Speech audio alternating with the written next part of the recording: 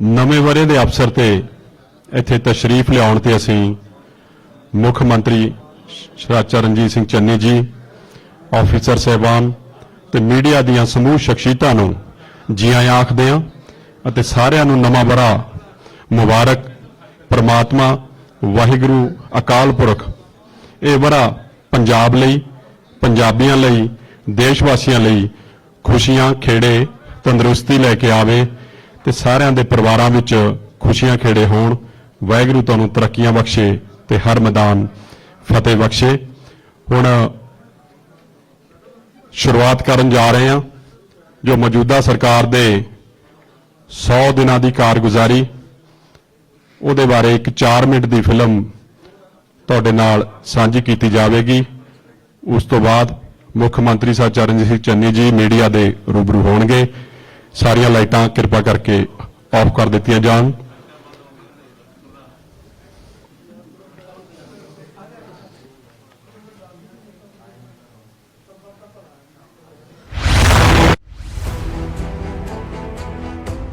ਮੁੱਖ ਮੰਤਰੀ ਚਰਨਜੀਤ ਸਿੰਘ ਚੰਨੀ ਵੱਲੋਂ ਤੁਹਾਨੂੰ ਸਾਰਿਆਂ ਨੂੰ ਜੀ ਆਇਆਂ ਨੂੰ।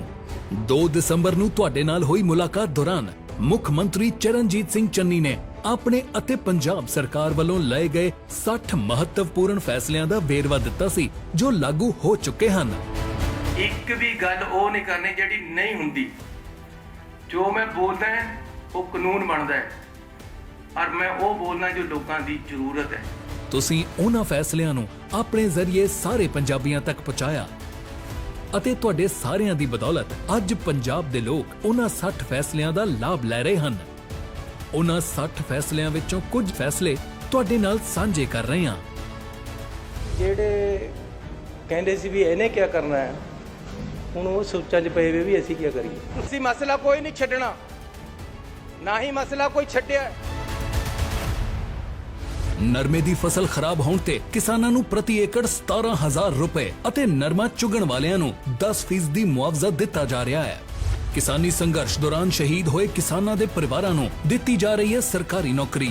ਜਿਵੇਂ ਜਿਵੇਂ ਸਾਡੇ ਪਾਸ ਇਸ ਤਰ੍ਹਾਂ ਦੇ ਕੇਸ ਆ ਰਹੇ, ਅਸੀਂ ਉਹਨਾਂ ਨੂੰ ਨੌਕਰੀਆਂ ਤੇ 5 ਲੱਖ ਰੁਪਏ ਮੁਆਵਜ਼ਾ ਦੇ ਰਹੇ ਹਾਂ। ਜਤਿੰਦਰ ਜਦੋਂ ਧਰਨੇ ਤੇ ਜਾਂਦੇ ਪਏ ਸੀ, ਜਾਂਦੇ ਉਹਨਾਂ ਦੇ ਰਸਤੇ 'ਚ ਐਕਸੀਡੈਂਟ ਹੋ ਗਿਆ ਸੀ। ਮੈਂ ਪੰਜਾਬ ਸਰਕਾਰ ਦਾ ਧੰਨਵਾਦ ਕਰਦੀ ਹਾਂ ਵੀ ਜਿਹਦਾ ਕਰਕੇ ਮੈਂ ਅੱਜ ਪੈਰਾਂ ਤੇ ਖੜੀ ਹੋਈ ਹਾਂ ਨਾ, ਇੱਕ ਸਹਾਰਾ ਮਿਲਿਆ, ਮੈਨੂੰ ਨੌਕਰੀ ਮਿਲੀ ਅੱਜ। 2 ਕਿਲੋਵਾਟ ਤੱਕ ਦੇ ਲੋਡ ਦੇ ਖਪਤਕਾਰਾਂ ਦੇ 1500 ਕਰੋੜ ਰੁਪਏ ਦੇ ਬਿੱਲ ਮਾਫ ਕੀਤੇ ਗਏ। ਬਿਜਲੀ 3 ਰੁਪਏ ਪ੍ਰਤੀ ਯੂਨਿਟ ਘਟਾ ਕੇ ਪੰਜਾਬ ਬਣਿਆ ਸਸਤੀ ਬਿਜਲੀ ਦੇਣ ਵਾਲਾ ਦੇਸ਼ ਦਾ ਮੋਹਰੀ ਸੂਬਾ। ਪੇਂਡੂ ਜਲ ਸਪਲਾਈ ਸਕੀਮਾਂ ਅਧੀਨ ਪੂਰੇ ਪੰਜਾਬ ਦੇ ਪਿੰਡਾਂ ਦੀਆਂ ਪਾਣੀ ਦੀਆਂ ਟੰਕੀਆਂ ਦੇ ਬਿਜਲੀ ਬਿੱਲ ਮਾਫ ਕੀਤੇ ਗਏ। 2 ਟੈਂਕੀਆਂ ਸਾਡੇ ਪਿੰਡ ਦੇ ਅੰਦਰ। ਇਹ ਟੈਂਕੀ ਜਿਹੜੀ ਸਾਹਮਣੇ ਹੈ ਇਹਦਾ 45 ਲੱਖ ਰੁਪਈਆ ਤੇ ਦੂਜੀ ਟੈਂਕੀ ਦਾ 1.5 ਕਰੋੜ ਰੁਪਏ ਦੇ ਲਗਭਗ ਬਿੱਲ ਸੀ ਉਹਦਾ। 1168 ਕਰੋੜ ਰੁਪਈਆ ਜਿਹੜਾ ਪਿੰਡਾਂ ਦੀਆਂ ਪੰਚਾਇਤਾਂ ਪਰ ਖੜਾ ਸੀ ਉਹ ਵੀ ਖਤਮ ਕਰ ਦਿੱਤਾ। ਲਾਲ ਲਕੀਰ ਅੰਦਰ ਆਂਦੇ ਘਰਾਂ ਨੂੰ ਮਿਲ ਰਿਹਾ ਹੈ ਮਾਲਕਾਨਾ ਹੱਕ। ਪੂਰੇ ਪੰਜਾਬ ਦੇ ਵਿੱਚ 25,000 EWS ਦੇ ਮਕਾਨ ਬਣਾ ਕੇ ਗਰੀਬਾਂ ਨੂੰ ਅਸੀਂ ਦੇਣ ਲੱਗੇ ਆ। ਸਾਡੀ ਇਹ ਜਗ੍ਹਾ ਜ਼ਮੀਨ ਕਿਸੇ ਨੇ ਨਹੀਂ ਬਣਾਈ ਆ, ਹੁਣ ਪੰਜਾਬ ਸਰਕਾਰ ਸਾਡੀ ਜ਼ਮੀਨ ਬਣਾ ਰਹੀ ਹੈ। ਪੈਟਰੋਲ ਦੇ 10 ਰੁਪਏ ਅਤੇ 5 ਰੁਪਏ ਡੀਜ਼ਲ ਦੇ ਘਟਾ ਕੇ ਪੰਜਾਬ ਬਣਿਆ ਸਸਤੇ ਤੇਲ ਵਜੋਂ ਉੱਤਰ ਭਾਰਤ ਦਾ ਪਹਿਲਾ ਸੂਬਾ। ਪੂਰੇ ਪੰਜਾਬ ਵਿੱਚ ਅੱਖਾਂ ਦੇ ਕੈਂਪ ਲਗਾਏ ਜਾ ਰਹੇ ਹਨ। ਪ੍ਰਾਈਵੇਟ ਡਾਕਟਰ ਸਾਥੋਂ 20-30 ਹਜ਼ਾਰ ਰੁਪਇਆ ਮੰਗ ਰਹੇ ਤੇ ਸੂਬਾ ਸਰਕਾਰ ਜਿੱਥੇ ਸਾਰੀਆਂ ਲੜਕੀਆਂ ਅਤੇ SC ਲੜਕਿਆਂ ਨੂੰ ਮੁਫਤ ਵਰਦੀ ਮੁਹੱਈਆ ਕਰਵਾਉਂਦੀ ਸੀ, ਉੱਥੇ ਹੁਣ ਜਨਰਲ ਸ਼੍ਰੇਣੀ ਦੇ ਲੜਕਿਆਂ ਨੂੰ ਵੀ ਮੁਫਤ ਵਰਦੀ ਮੁਹੱਈਆ ਕਰਵਾਈ ਜਾਏਗੀ।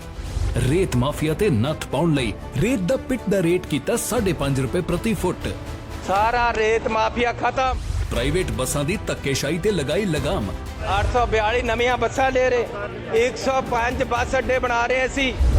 ਮੁੱਖ ਮੰਤਰੀ ਚਰਨਜੀਤ ਸਿੰਘ ਚੰਨੀ ਦੀ ਕਾਰਜਸ਼ੀਲਤਾ ਅਤੇ ਪੰਜਾਬੀ ਪੇਂਡੂ ਸਿੱਧਾਪਨ ਹਰ ਆਮ ਪੇਂਡੂ ਵਾਂਗ ਹੈ ਜੋ ਜ਼ਿੰਦਗੀ ਦੇ ਸੰਘਰਸ਼ ਕਰ ਮੰਜ਼ਿਲ ਹਾਸਲ ਕਰਦਾ ਹੈ। ਮੈਨੂੰ ਕਹਿੰਦੇ ਜੀ ਇਹ ਮੱਝਾਂ ਵੀ ਚੋ ਲੈਂਦਾ ਹੈ, ਇਹ ਮੰਜੇ ਵੀ ਬੁਣ ਲੈਂਦਾ ਹੈ, ਇਹ ਰਿਕਸ਼ਾ ਵੀ ਚਲਾ ਲੈਂਦਾ ਹੈ।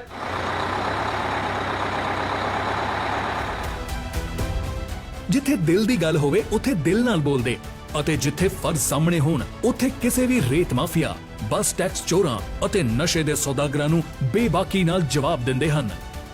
ਇਹਨਾਂ ਨੂੰ ਪਤਾ ਹੀ ਨਹੀਂ ਹੈ, ਹੁਣ ਪਤਾ ਲੱਗਿਆ ਵੀ ਇਹ ਡਾਂਗ ਨਾਲ ਮੂਰੇ ਭਜਾ ਆ ਵੀ ਜਾਂਦਾ।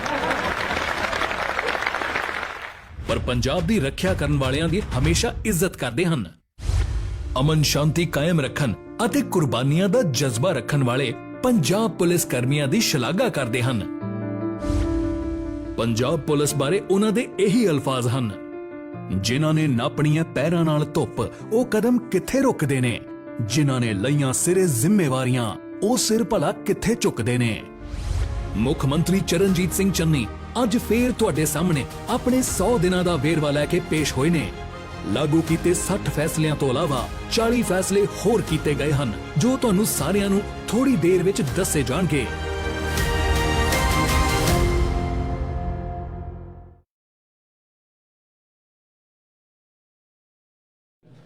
ਇਹ ਸੀ ਮੁੱਖ ਮੰਤਰੀ ਸਾਹਿਬ ਚਰਨਜੀਤ ਸਿੰਘ ਚੰਨੀ ਜੀ ਦੇ 100 ਦਿਨਾਂ ਦਾ ਜੋ ਕਾਰਜਕਾਲ ਹੈ ਉਹਦੇ ਵਿੱਚ ਲਏ ਗਏ ਇਤਿਹਾਸਕ ਫੈਸਲੇ, ਉਹਨਾਂ ਨੂੰ ਇੱਕ 3 ਮਿੰਟ ਦੀ ਫਿਲਮ ਦੇ ਵਿੱਚ ਕੈਦ ਕੀਤਾ ਗਿਆ।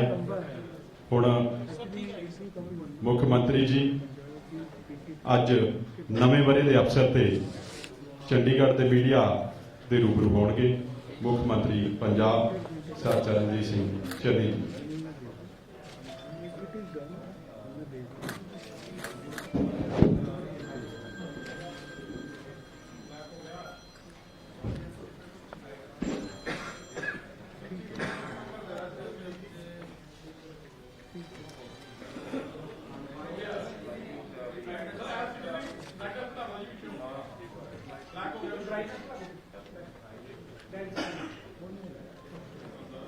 देखो क्या कह रहे हैं उत्तर कर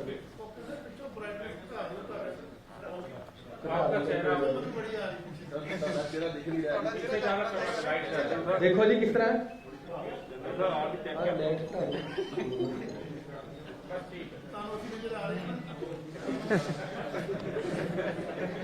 सामने देखा बात हो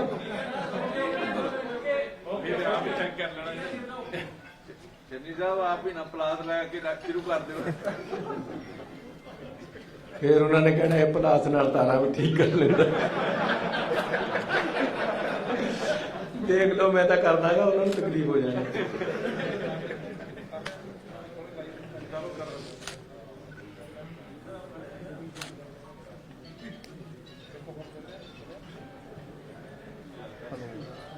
वैसे कर लेना मैं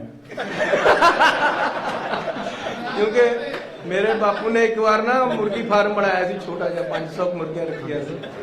ਉਹਦੇ ਵਿੱਚ ਫਿਰ ਉਹ ਸਾਰਾ ਕੁਝ ਆਪੇ ਕਰਨਾ ਪੈਂਦਾ, ਇੱਕ ਭਖਾਰੀ ਵੀ ਆਪੇ ਚਲਾਣੀ ਪੈਂਦੀ ਹੈ ਤੇ ਬੱਲਬ ਵੀ ਆਪ ਠੀਕ ਕਰਨੇ ਪੈਂਦੇ। ਖੈਰ ਜ਼ਿਆਦਾ ਤਕਲੀਫ ਹੋ ਜਾਏਗੀ ਦਿੱਲੀ ਤੱਕ।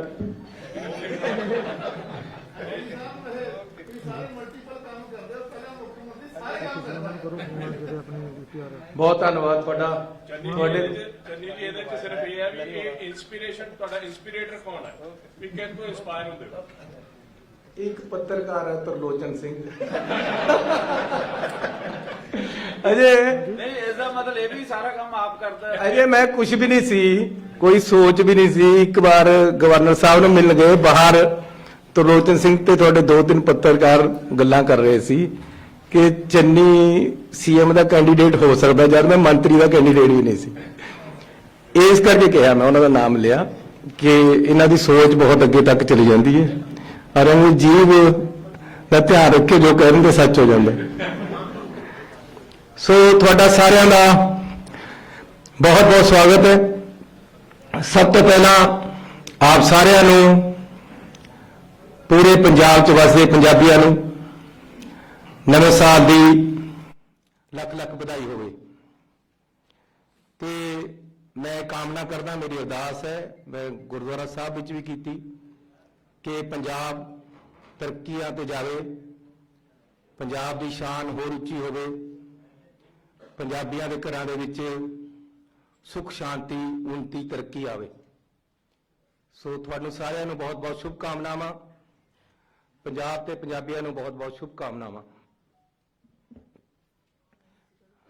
ਸਤਿ ਸ੍ਰੀ ਅਕਾਲ ਜੀ, ਤੁਹਾਡਾ ਬੜਾ ਧੰਨਵਾਦ। ਤੁਸੀਂ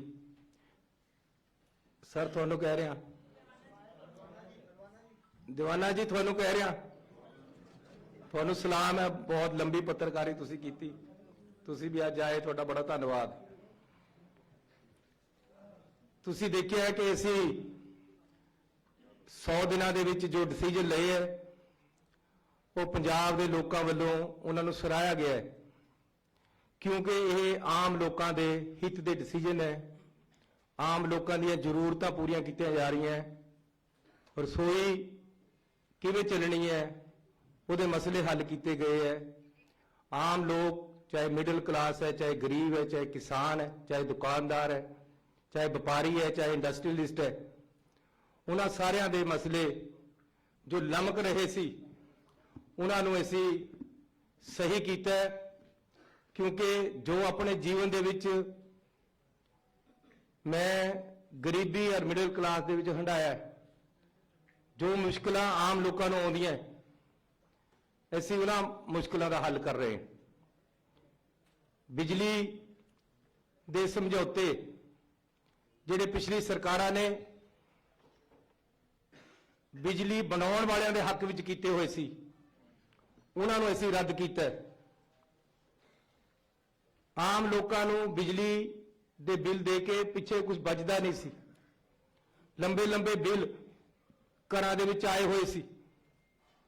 2 ਕਿਲੋਵਾਟ ਤੱਕ ਦੇ 51 ਲੱਖ ਪਰਿਵਾਰ ਹੈ ਜਿਨ੍ਹਾਂ ਦੇ ਅਸੀਂ ਬਿਜਲੀ ਦੇ ਪੁਰਾਣੇ ਸਾਰੇ ਬਕਾਏ ਮਾਫ ਕੀਤੇ ਔਰ ਉਹਨਾਂ ਦੇ ਬਿੱਲਾਂ ਦੇ ਵਿੱਚ ਲਿਖ ਕੇ ਆ ਗਿਆ ਕਿ ਤੁਹਾਡਾ ਪੁਰਾਣਾ ਬਕਾਇਆ ਪੰਜਾਬ ਸਰਕਾਰ ਨੇ ਪੇ ਕਰ ਦਿੱਤਾ ਹੈ, ਹੁਣ ਤੁਹਾਡਾ ਬਕਾਇਆ ਜ਼ੀਰੋ ਹੈ, ਤੁਹਾਨੂੰ ਕੋਈ ਦੇਣ ਦੀ ਲੋੜ ਨਹੀਂ।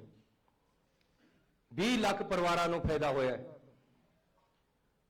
ਇਸੇ ਤਰ੍ਹਾਂ ਪਾਣੀ ਦੀਆਂ ਟੈਂਕੀਆਂ ਪਿੰਡਾਂ ਦੇ ਪਾਣੀ ਪੰਚਾਇਤਾਂ ਦੀਆਂ ਜਿਹੜੀਆਂ ਟੈਂਕੀਆਂ ਲੱਗੀਆਂ ਹੋਈਆਂ ਜਿਹਦੇ ਨਾਲ ਪਿੰਡ ਨੂੰ ਪਾਣੀ ਆਉਂਦਾ ਉਹਦੇ ਬਿੱਲ ਨਹੀਂ ਸੀ ਦਿੱਤੇ ਜਾ ਰਹੇ। ਐਸੀ ਪੂਰੇ ਪੰਜਾਬ ਦੇ ਪਾਣੀ ਦੀਆਂ ਟੈਂਕੀਆਂ ਦੇ ਸ਼ਹਿਰਾਂ ਦੇ ਵੀ ਤੇ ਪਿੰਡਾਂ ਦੇ ਵੀ ਬਿੱਲ ਦੇ ਦਿੱਤੇ ਹੈ। ਹੁਣ ਅੱਗੇ ਨੂੰ ਵੀ ਪਾਣੀ ਦੀ ਜਿਹੜੀ ਪਿੰਡ ਦੀ ਟੈਂਕੀ ਹੈ ਉਹਦੇ ਵਿੱਚ ਜਿਹੜੀ ਮੋਟਰ ਲੱਗੀ ਹੋਈ ਹੈ ਉਹਦਾ ਬਿੱਲ ਪਿੰਡਾਂ ਦੇ ਵਿੱਚ ਨਹੀਂ ਜਾਣਾ, ਪੁਰਾਣਾ ਬਕਾਇਆ ਮਾਫ ਕਰ ਦਿੱਤਾ ਹੈ। ਇਸੇ ਤਰ੍ਹਾਂ ਸ਼ਹਿਰਾਂ ਦੇ ਵਿੱਚ ਅੱਗੇ ਨੂੰ ਬਿੱਲ ਨਹੀਂ ਜਾਣਾ, ਪੁਰਾਣਾ ਬਕਾਇਆ ਮਾਫ ਕਰ ਦਿੱਤਾ ਹੈ। ਇਹਦੇ ਨਾਲ 1168 ਕਰੋੜ ਰੁਪਇਆ ਪਿੰਡਾਂ ਦਾ ਮਾਫ ਹੋਇਆ ਹੈ, 700 ਕਰੋੜ ਰੁਪਇਆ ਸ਼ਹਿਰਾਂ ਦਾ ਮਾਫ ਹੋਇਆ ਹੈ। ਤੇ ਫਲੈਟ ਰੇਟ ਪਾਣੀ ਦਾ ਜਿਹੜਾ ਕਿ ਪਿੰਡਾਂ ਦੇ ਵਿੱਚ 160 ਰੁਪਇਆ ਸੀ ਪਹਿਲਾਂ ਤੇ ਸ਼ਹਿਰਾਂ ਦੇ ਵਿੱਚ 105 ਤੋਂ ਲੈ ਕੇ 250 ਰੁਪਏ ਸੀ, ਅਸੀਂ ਫਲੈਟ ਰੇਟ 50 ਰੁਪਏ ਕਰ ਦਿੱਤਾ ਹੈ। ਸਾਰੀਆਂ ਨੌਕਰੀਆਂ ਦੇ ਵਿੱਚ 10 ਜੇ ਕਿਸੇ ਨੇ ਪੰਜਾਬ 'ਚ ਨੌਕਰੀ ਲੈਣੀ ਹੈ ਬਾਹਰੋਂ ਆ ਕੇ ਬਹੁਤ ਸਾਰੇ ਲੋਕ ਪੰਜਾਬ ਦੇ ਵਿੱਚ ਮੈਰਿਟ 'ਚ ਆ ਕੇ ਨੌਕਰੀਆਂ ਲੈ ਲੈਂਦੇ, ਪੰਜਾਬੀਆਂ ਨੂੰ ਨਹੀਂ ਮਿਲਦੀਆਂ। ਇਹ ਮਸਲੇ ਦਾ ਹੱਲ ਅਸੀਂ ਇਸ ਤਰ੍ਹਾਂ ਕੀਤਾ ਹੈ ਕਿ 10ਵੀਂ ਤੱਕ ਪੰਜਾਬੀ ਪਹਿਲਾਂ ਪਾਸ ਹੋਈ ਵੀ ਹੋਣੀ ਚਾਹੀਦੀ ਹੈ ਤਾਂ ਪੰਜਾਬ ਦੇ ਵਿੱਚ ਬੰਦਾ ਨੌਕਰੀ ਕਰ ਸਕਦਾ ਹੈ। ਹੁਣ ਬਾਹਰ ਦੇ ਬੰਦੇ ਆ ਕੇ ਨਹੀਂ ਨੌਕਰੀ ਲੈ ਸਕਦੇ ਕਿਉਂਕਿ ਸਿੱਧਾ ਇਹ ਕਾਨੂੰਨ ਪਾਸ ਕਰਨਾ ਔਖਾ ਸੀ। ਕਾਨੂੰਨ ਜਿਹੜਾ ਕਨਸਟੀਟਿਊਸ਼ਨ ਦੇ ਉਲਟ ਜਾਂਦਾ ਸੀ। ਪੰਜਾਬ ਦੇ ਵਿੱਚ ਮਹਾਨ ਸ਼ਖਸੀਅਤਾਂ ਦੇ ਨਾਮ ਤੇ ਜਿਨ੍ਹਾਂ ਦੇ ਪਹਿਲਾਂ ਚੇਅਰਸ ਨਹੀਂ ਸੀ ਉਹਨਾਂ ਦੀ ਸਟੱਡੀ ਨੂੰ ਅਧਿਐਨ ਕਰਨ ਵਾਸਤੇ ਉਹਦੇ ਵਾਸਤੇ ਅਸੀਂ ਚੇਅਰ ਸਥਾਪਿਤ ਕੀਤੀਆਂ। ਭਾਈ ਜੇਤਾ ਜੀ ਦੇ ਲਈ, ਪਰਸ਼ੂਰਾਮ ਜੀ ਦੇ ਲਈ, ਗੁਰੂ ਰਵਿਦਾਸ ਜੀ ਦੇ ਲਈ, ਭਗਵਾਨ ਵਾਲਮੀਕ ਜੀ ਦੇ ਲਈ, ਸੰਤ ਕਬੀਰ ਜੀ ਦੇ ਲਈ, ਮੱਖਣ ਸ਼ਾਹ ਲਵਾਣਾ ਜੀ ਦੇ ਲਈ ਤੇ ਭਗਵਾਨ ਪਰਸ਼ੂਰਾਮ ਜੀ ਦੇ ਫਗਵਾੜੇ ਦੇ ਮੰਦਿਰ ਦੇ ਵਿੱਚ 10 ਕਰੋੜ ਰੁਪਏ ਦੀ ਲਾਗਤ ਦੇ ਨਾਲ ਉੱਥੇ ਅਸੀਂ ਉਸਾਰੀ ਸ਼ੁਰੂ ਕਰਾਈ ਹੈ। ਰਾਮਾਇਣ, ਭਗਵਦ ਗੀਤਾ, ਮਹਾਭਾਰਤ ਦੇ ਉੱਤੇ ਅਧਿਐਨ ਸੈਂਟਰ ਪਟਿਆਲੇ ਦੇ ਵਿੱਚ ਅਸੀਂ ਖੋਲ ਰਹੇ ਹਾਂ। ਉੱਥੇ ਜਗ੍ਹਾ ਅਲਾਟ ਕਰ ਦਿੱਤੀ ਹੈ, ਪੈਸੇ ਅਲਾਟ ਕਰ ਦਿੱਤੇ ਗਏ ਹੈ ਤੇ ਉਸ ਦਾ ਕੰਮ ਸ਼ੁਰੂ ਹੋ ਗਿਆ ਹੈ। ਰੇਤਾ 22 ਰੁਪਏ ਤੱਕ ਵਿਕਦਾ ਸੀ ਦਰਿਆ ਦੇ ਉੱਤੇ। ਇੱਥੇ ਕਨਫਿਊਜ਼ਨ ਹੈ, ਕਈ ਵਾਰ ਕਈਆਂ ਨੂੰ ਇਹ ਹੋ ਜਾਂਦਾ ਕਿ ਸ਼ਾਇਦ ਘਰ 5.5 ਰੁਪਏ ਮਿਲਣਾ ਹੈ, ਲੇਕਿਨ ਅਸੀਂ 5.5 ਰੁਪਏ ਖੱਡ ਦਾ ਰੇਟ ਕਰ ਦਿੱਤਾ ਹੈ। ਨਾਲ ਇਹ ਵੀ ਕਹਿ ਦਿੱਤਾ ਹੈ ਕਿ ਕੋਈ ਜੇ 5.5 ਤੋਂ ਜ਼ਿਆਦਾ ਵੇਚਦਾ ਉਹਦੀ ਵੀਡੀਓ ਪਾਓ, ਵੀਡੀਓ ਬਣਾਉਣ ਵਾਲੇ ਨੂੰ 25,000 ਰੁਪਏ ਇਨਾਮ ਦਿੱਤਾ ਜਾਏਗਾ ਤੇ ਜਿਹੜਾ ਵੇਚਦਾ ਹੈ ਉਹਨੂੰ ਫੜ ਕੇ ਅੰਦਰ ਦਿੱਤਾ ਜਾਏਗਾ। ਇਸੇ ਤਰ੍ਹਾਂ ਗੁਲਾਬੀ ਸੁੰਡੀ ਦਾ ਤੇ ਹੋਰ ਵੀ ਖਰਾਬਾ ਜਿਹੜਾ ਹੋਇਆ ਹੈ। ਪਹਿਲਾਂ 12,000 ਰੁਪਏ ਮਿਲਦਾ ਹੁੰਦਾ ਸੀ, ਹੁਣ ਅਸੀਂ 17000 ਰੁਪਏ ਕਰ ਦਿੱਤਾ ਹੈ ਮੁਆਵਜ਼ਾ 1 ਕਿੱਲੇ ਦੇ ਮਗਰ, ਤੇ ਪੈਸੇ ਅਸੀਂ ਭੇਜ ਦਿੱਤੇ ਹੈ, ਡਿਸਪਰਸ ਹੋਣੇ ਸ਼ੁਰੂ ਹੋ ਰਹੇ। ਠੇਕੇ ਤੇ ਰੱਖੇ ਮੁਲਾਜ਼ਮਾਂ ਨੂੰ 36000 ਨੂੰ ਅਸੀਂ ਕਾਨੂੰਨ ਬਣਾ ਕੇ ਪੱਕਾ ਕੀਤਾ ਹੈ, ਲੇਕਿਨ ਗਵਰਨਰ ਸਾਹਿਬ ਵੱਲੋਂ ਰਾਜਨੀਤਿਕ ਕਾਰਨਾਂ ਕਰਕੇ ਫਾਈਲ ਨੂੰ ਰੋਕਿਆ ਹੋਇਆ ਹੈ। ਸਾਡੇ ਚੀਫ ਸੈਕਟਰੀ ਸਾਹਿਬ 2 ਵਾਰ ਜਾ ਕੇ ਆਏ ਹੈ, ਮੈਂ ਮੰਤਰੀਆਂ ਨੂੰ ਨਾਲ ਲੈ ਕੇ ਜਾ ਕੇ ਆਇਆ ਕਿ ਫਾਈਲ ਨੂੰ ਕਲੀਅਰ ਕਰੋ, ਲੇਕਿਨ ਉਹਨਾਂ ਵੱਲੋਂ ਅਜੇ ਤੱਕ ਕੀਤੀ ਨਹੀਂ। ਹੁਣ ਅਸੀਂ ਸੋਮਵਾਰ ਨੂੰ ਉਹਨਾਂ ਨੂੰ ਫੇਰ ਮਿਲਣ ਜਾ ਰਹੇ, ਸਾਰੇ ਕੈਬਨਿਟ ਦੇ ਮੰਤਰੀਆਂ ਦੇ ਨਾਲ ਮੈਂ ਆਪ ਜਾ ਰਿਹਾ, ਲੇਕਿਨ ਜੇ ਨਹੀਂ ਕਰਨਗੇ ਤਾਂ ਇਹ ਰਾਜਨੀਤੀ ਹੈ। ਐਸੀ ਧਰਨਾ ਵੀ ਦੇਣਾ ਪਿਆ ਤਾਂ ਧਰਨਾ ਦੇ ਸਕਦੇ ਹਾਂ, ਲੇਕਿਨ ਅਸੀਂ ਮੁਲਾਜ਼ਮ ਪੱਕੇ ਕਰਨੇ ਹੈ। ਸਾਡਾ ਕਾਨੂੰਨ ਬਣਿਆ ਹੋਇਆ ਹੈ, ਉਹਨਾਂ ਦਾ ਫਰਜ਼ ਬਣਦਾ ਹੈ ਕਿ ਟਾਈਮ ਸਿਰ ਕਾਨੂੰਨ ਜਿਹੜਾ ਬਣਿਆ ਹੋਇਆ ਉਸ ਦੀ ਫਾਈਲ ਨੂੰ ਕਲੀਅਰ ਕਰੇ, ਉਹ ਜਾਣ ਕੇ। ਕਿਉਂਕਿ ਪਹਿਲਾਂ ਮੈਨੂੰ ਇਹ ਸੀ ਕਿ ਸ਼ਾਇਦ ਕਿਤੇ ਬਿਜ਼ੀ ਹੈ, ਲੇਕਿਨ ਹੁਣ ਮੈਂ ਵੀ ਜਾਇਆ, ਚੀਫ ਸੈਕਟਰੀ ਵੀ ਜਾਇਆ। ਹੁਣ ਇਹ ਰਾਜਨੀਤੀ ਹੈ, ਕਿਉਂਕਿ ਪਿੱਛੇ ਤੋਂ ਬੀਜੇਪੀ ਦਾ ਪ੍ਰੈਸ਼ਰ ਹੈ। ਇਸ ਤਰ੍ਹਾਂ ਉਹਨਾਂ ਨੂੰ ਨਹੀਂ ਕਰਨਾ ਚਾਹੀਦਾ। 40000 ਤੋਂ ਵੱਧ ਵੈਟ ਦੇ ਕੇਸ ਅਸੀਂ ਉਹਨਾਂ ਦੀ ਅਸੈਸਮੈਂਟ ਜਿਹੜੀ ਚੱਲ ਰਹੀ ਸੀ ਉਹ ਖਤਮ ਕਰ ਦਿੱਤੀ ਹੈ, ਤੇ ਉਹਨਾਂ ਨੂੰ ਬਿਲਕੁਲ ਸੁਰਖਰੂ ਕਰ ਦਿੱਤਾ ਹੈ। ਪੈਟਰੋਲ ਤੇ ਰੇਟ 10 ਰੁਪਏ ਘੱਟ ਕੀਤੇ, ਡੀਜ਼ਲ ਦੇ ਰੇਟ 5 ਰੁਪਏ ਘੱਟ ਕੀਤੇ। ਜਿਹੜੇ ਕਹਿੰਦੇ ਆ ਕਿ ਜੀ ਫੈਸਲੇ ਐਲਾਨੇ ਹੀ ਜਾਂਦੇ, ਲਾਗੂ ਨਹੀਂ ਹੁੰਦੇ, ਉਹਨਾਂ ਨੂੰ ਮੇਰੀ ਬੇਨਤੀ ਹੈ ਕਿ ਪੈਟਰੋਲ ਪੰਪ ਪਰ ਜਾ ਕੇ ਪੈਟਰੋਲ ਪਾਉਣ, 10 ਰੁਪਏ ਸਸਤਾ ਮਿਲ ਰਿਹਾ ਹੈ। ਡੀਜ਼ਲ ਪਾਉਣ 5 ਰੁਪਏ ਸਸਤਾ ਮਿਲ ਰਿਹਾ ਹੈ। ਬਿਜਲੀ ਦੇ ਬਕਾਏ ਬਿੱਲਾਂ ਚੈੱਕ ਕਰ ਲੈਣ, ਅਗਲੇ ਜਿਹੜੇ ਬਿੱਲ ਆ ਰਹੇ ਉਹ ਚੈੱਕ ਕਰ ਲੈਣ। 3 ਰੁਪਏ ਰੇਟ ਘਟ ਕੇ ਆ ਰਹੇ ਬਿਜਲੀ ਦੇ। ਕਾਰਨ ਇਹ ਹੈ ਕਿ ਜਿਹੜੇ ਲੋਕ ਗਰੰਟੀਆਂ ਦੇ ਰਹੇ ਸੀ, ਘਰਾਂ ਦੇ ਵਿੱਚ ਫਾਰਮ ਭਰ ਰਹੇ ਸੀ ਜਾ ਕੇ, ਉਹਨਾਂ ਦੇ ਘਰ ਪਏ ਹੀ ਗਰੰਟੀ ਕਾਰਡ ਐਕਸਪਾਇਰ ਹੋ ਗਏ ਉਹਨਾਂ ਪਾਰਟੀਆਂ ਦੇ, ਤੇ ਉਹਨਾਂ ਪਾਸ ਹੁਣ ਹੋਰ ਕੁਝ ਕਹਿਣ ਨੂੰ ਬਚਿਆ ਨਹੀਂ। ਸਿਰਫ ਇਹੀ ਕਹਿੰਦੇ ਵੀ ਇਹ ਐਲਾਨ ਹੀ ਕਰਦਾ ਹੈ, ਜਦ ਕਿ ਅਸੀਂ ਐਲਾਨ ਨਹੀਂ ਕਰਦੇ, ਲਾਗੂ ਕਰਦੇ। ਇਹ ਮੈਂ ਪੁਰਾਣੇ ਜਿਹੜੇ ਤੁਹਾਨੂੰ ਪਹਿਲਾਂ ਦੱਸ ਚੁੱਕਿਆ ਉਹਨਾਂ ਚੋਂ ਕੁਝ ਫੈਸਲੇ ਦੱਸੇ। ਹੁਣ ਮੈਂ ਨਵੇਂ ਫੈਸਲੇ ਜਿਹੜੇ ਲਾਗੂ ਕੀਤੇ ਹੈ ਉਹ ਤੁਹਾਨੂੰ ਦੱਸਣ ਜਾ ਰਿਹਾ। ਮਿਡ ਡੇ ਮੀਲ ਵਰਕਰ, ਇਹਨਾਂ ਦੀ 2200 ਰੁਪਏ ਪਹਿਲਾਂ ਮਿਲਦਾ ਸੀ ਇਹਨਾਂ ਨੂੰ, ਐਸੀ ਇਹਨਾਂ ਨੂੰ ਵਧਾ ਕੇ 3000 ਰੁਪਇਆ ਕਰ ਦਿੱਤਾ ਹੈ। ਇਹ ਲਗਭਗ 46000 ਵਰਕਰ ਹੈ ਪੰਜਾਬ ਦੇ ਵਿੱਚ ਮਿਡ ਡੇ ਮੀਲ ਜਿਹੜੇ ਸਕੂਲਾਂ ਦੇ ਵਿੱਚ ਬਣਾਉਂਦੇ ਆ। ਗਰੀਬ ਲੋਕ ਹੈ, ਉਹਨਾਂ ਨੂੰ ਸਿਰਫ 2200 ਰੁਪਇਆ ਦਿੰਦਾ ਜਾਂਦਾ ਸੀ, ਅਸੀਂ ਇਕੱਠਾ 800 ਰੁਪਇਆ ਵਧਾ ਕੇ ਉਹਨਾਂ ਦਾ 3000 ਕਰ ਦਿੱਤਾ ਹੈ, ਨਾਲ ਨੋਟੀਫਿਕੇਸ਼ਨ ਕਰ ਦਿੱਤੀ ਹੈ। ਇਸੇ ਤਰ੍ਹਾਂ ਇਸ ਮਹੀਨੇ ਤੋਂ ਮਿਲਣ ਲੱਗ ਜਾਏਗਾ। ਆਸ਼ਾ ਵਰਕਰ 21418 ਆਸ਼ਾ ਵਰਕਰ ਹੈ, 42205 ਮਿਡ ਡੇ ਵਰਕਰ ਹੈ। ਜਿਹੜੇ 21000 ਆਸ਼ਾ ਵਰਕਰ ਹੈ ਉਹਨਾਂ ਨੂੰ ਸਿਰਫ ਕਮਿਸ਼ਨ ਮਿਲਦਾ ਸੀ, ਫਿਕਸ ਪੈਸਾ ਕੋਈ ਨਹੀਂ ਸੀ ਮਿਲਦਾ। ਬਹੁਤ ਘੱਟ ਪੈਸੇ ਉਹਨਾਂ ਦੇ ਬਣਦੇ ਸੀ, ਲੇਕਿਨ ਉਹ ਵਿਚਾਰੀਆਂ ਰੋਜ਼ ਜਾਂਦੀਆਂ, ਰੋਜ਼ ਕੰਮ ਕਰਦੀਆਂ, ਗੁਜ਼ਾਰੇ ਜੋਗੇ ਪੈਸੇ ਨਹੀਂ ਸੀ ਮਿਲਦੇ। ਐਸੀ ਕਮਿਸ਼ਨ ਦੇ ਨਾਲ ਨਾਲ ਆਪਣੇ ਸਰਕਾਰ ਵੱਲੋਂ 2500 ਰੁਪਇਆ ਉਹਨਾਂ ਨੂੰ ਵੱਖਰਾ ਦੇਣਾ ਦਾ ਤੈਅ ਕਰ ਦਿੱਤਾ ਹੈ। ਇਸ ਮਹੀਨੇ ਤੋਂ ਮਿਲਣ ਲੱਗ ਜਾਏਗਾ, ਕਾਨੂੰਨ ਬਣਾ ਦਿੱਤਾ ਹੈ। ਪੰਜਾਬ ਦੇ ਵਿੱਚ ਜਨਰਲ ਵਰਗ ਦੇ ਵੀ ਗਰੀਬ ਹੈ। ਗਰੀਬ ਹੈ, ਕਿਸੇ ਜਾਤ ਬਰਾਦਰੀ ਜਾਂ ਧਰਮ ਦਾ ਹੋਵੇ।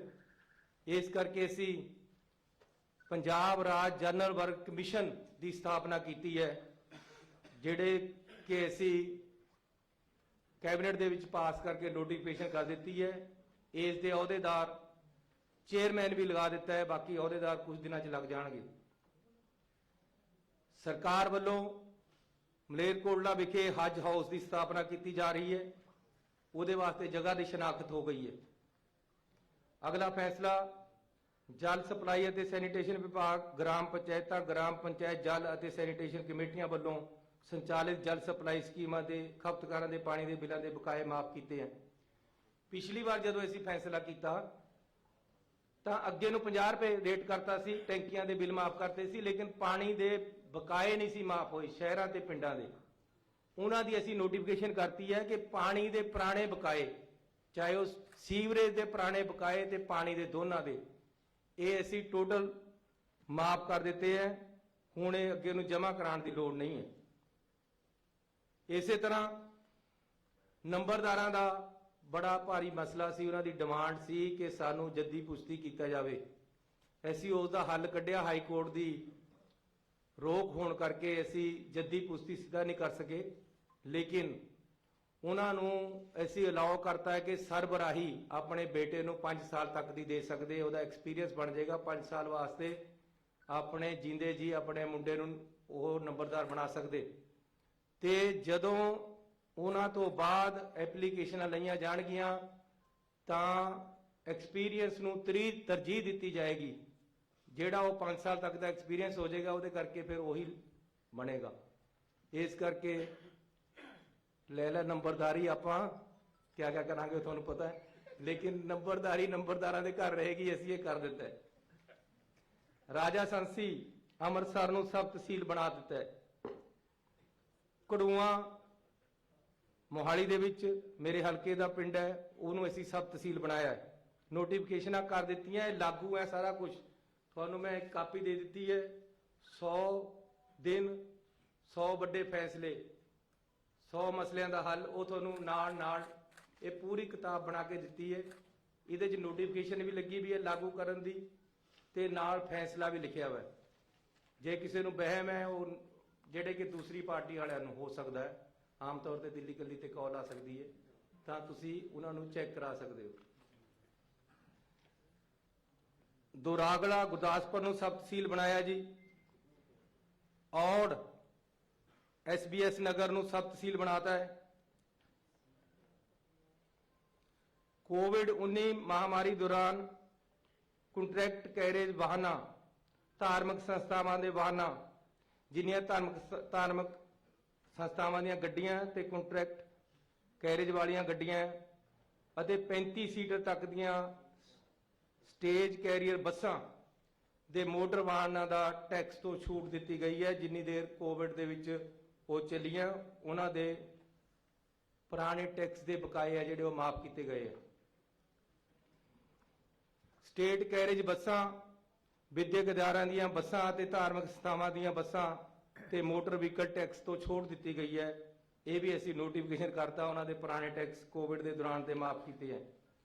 ਰਾਜ ਦੇ ਸਾਰੇ ਕਾਲਜ ਵਿਦਿਆਰਥੀਆਂ ਨੂੰ ਮੁਫਤ ਬੱਸ, ਇਹ ਬੜਾ ਜ਼ਰੂਰੀ ਸੀ। ਜਦ ਮੈਂ ਕਾਲਜ ਦੇ ਵਿੱਚ ਪੜ੍ਹਿਆ ਤਾਂ ਸਾਨੂੰ ਪਾਸ ਮਿਲਦੇ ਸੀ, ਥੋੜੇ ਜਿਹੇ ਪੈਸੇ ਦੇ ਕੇ ਪਾਸ ਬਣ ਜਾਂਦਾ ਸੀ, ਬੱਸ ਦਾ ਕਿਰਾਇਆ ਨਹੀਂ ਸੀ ਲੱਗਦਾ, ਸਾਡਾ ਗੁਜ਼ਾਰਾ ਹੋ ਜਾਂਦਾ ਸੀ ਆਉਣ ਜਾਣ ਦਾ। ਹੁਣ ਉਹ ਨਹੀਂ ਹੈ ਸੀ। ਖਾਸ ਤੌਰ ਤੇ ਪ੍ਰਾਈਵੇਟ ਕਾਲਜਾਂ ਤੇ ਪ੍ਰਾਈਵੇਟ ਯੂਨੀਵਰਸਿਟੀਆਂ ਦੇ ਬੱਚਿਆਂ ਨੂੰ ਬੜੀ ਦਿੱਕਤ ਆਉਂਦੀ ਸੀ ਆਉਣ ਜਾਣ ਦੀ। ਉਹਨਾਂ ਨੂੰ ਬੱਸ ਪਾਸ ਨਹੀਂ ਸੀ ਹੁਣ ਜਾਰੀ ਹੁੰਦੇ, ਉਹਨਾਂ ਦਾ ਕਾਫੀ ਕਿਰਾਇਆ ਲੱਗ ਜਾਂਦਾ ਸੀ, ਬੱਸਾਂ ਮਹਿੰਗੀਆਂ ਹੋ ਗਈਆਂ। ਇਸ ਕਰਕੇ ਅਸੀਂ ਪੂਰੇ ਪੰਜਾਬ ਦੇ ਵਿੱਚ ਜਿੰਨਾ ਵੀ ਸਟੂਡੈਂਟ ਹੈ ਕਾਲਜ ਦਾ, ਯੂਨੀਵਰਸਿਟੀ ਦਾ, ਚਾਹੇ ਉਹ ਪ੍ਰਾਈਵੇਟ ਕਾਲਜ ਹੈ, ਚਾਹੇ ਪ੍ਰਾਈਵੇਟ ਯੂਨੀਵਰਸਿਟੀ ਹੈ, ਚਾਹੇ ਸਰਕਾਰੀ ਕਾਲਜ ਹੈ, ਚਾਹੇ ਸਰਕਾਰੀ ਯੂਨੀਵਰਸਿਟੀ ਹੈ, ਉਹਨਾਂ ਦੇ ਅਸੀਂ ਬੱਸਾਂ ਦੇ ਵਿੱਚ ਫ੍ਰੀ ਆਉਣ ਜਾਣ ਕਾਲਜ ਤੋਂ ਘਰ ਤੱਕ ਦਾ ਪ੍ਰਦਾਨ ਕਰ ਦਿੱਤਾ ਹੈ। ਉਹਨਾਂ ਨੂੰ ਪਾਸ ਜਾਰੀ ਕੀਤੇ ਜਾਣਗੇ, ਲੇਕਿਨ ਇਹ ਫੈਸਲਾ ਅੱਜ ਤੋਂ ਹੀ ਲਾਗੂ ਕਰ ਦਿੱਤਾ ਹੈ। ਫਿਲਹਾਲ ਉਹ ਆਪਣਾ ਆਇਡੈਂਟੀ ਕਾਰਡ ਦਿਖਾ ਕੇ ਆਉਣ ਜਾਣ ਕਰ ਸਕਦੇ ਹੈ। 31 ਮਾਰਚ ਤੱਕ ਜ਼ਰੂਰੀ ਹੋਏਗਾ ਕਿ ਉਹ ਆਪਣਾ ਬੱਸ ਪਾਸ ਬਣਾ ਲੈਣ। 3 ਮਹੀਨੇ ਬੱਸ ਪਾਸ ਬਣਾਉਣ ਨੂੰ ਦਿੱਤੇ ਹੈ ਤੇ ਉਦੋਂ ਤੱਕ ਉਹਨਾਂ ਦਾ ਆਉਣ ਜਾਣ ਫ੍ਰੀ। ਅਸੀਂ ਹੁਣ ਆਇਡੈਂਟੀ ਕਾਰਡ ਤੇ ਕਰਤਾ, ਆਪਣੀ ਯੂਨੀਵਰਸਿਟੀ ਦਾ ਆਇਡੈਂਟੀ ਕਾਰਡ ਦਿਖਾਓ, ਕਿਉਂਕਿ ਇੱਕਦਮ ਬਣਨੇ ਨਹੀਂ ਪਾਸ, ਕੋਡ ਲੱਗ ਜਾਣਾ ਹੈ। ਫਿਰ ਕਹਿਣਾ, ਕਈਆਂ ਨੇ ਕਹਿ ਦੇਣਾ ਜੀ ਇਹ ਤਾਂ ਉਈਓ ਐਲਾਨ ਨੇ ਕੀਤਾ ਸੀ। ਇਸ ਕਰਕੇ ਅਸੀਂ ਨੋਟੀਫਿਕੇਸ਼ਨ 'ਚ ਇਹ ਲਿਖ ਰਹੇ ਹਾਂ ਕਿ ਉਹ ਬੱਸ ਦੇ ਵਿੱਚ ਜਾ ਸਕਦੇ ਆਇਡੈਂਟੀ ਕਾਰਡ ਦਿਖਾ ਕੇ।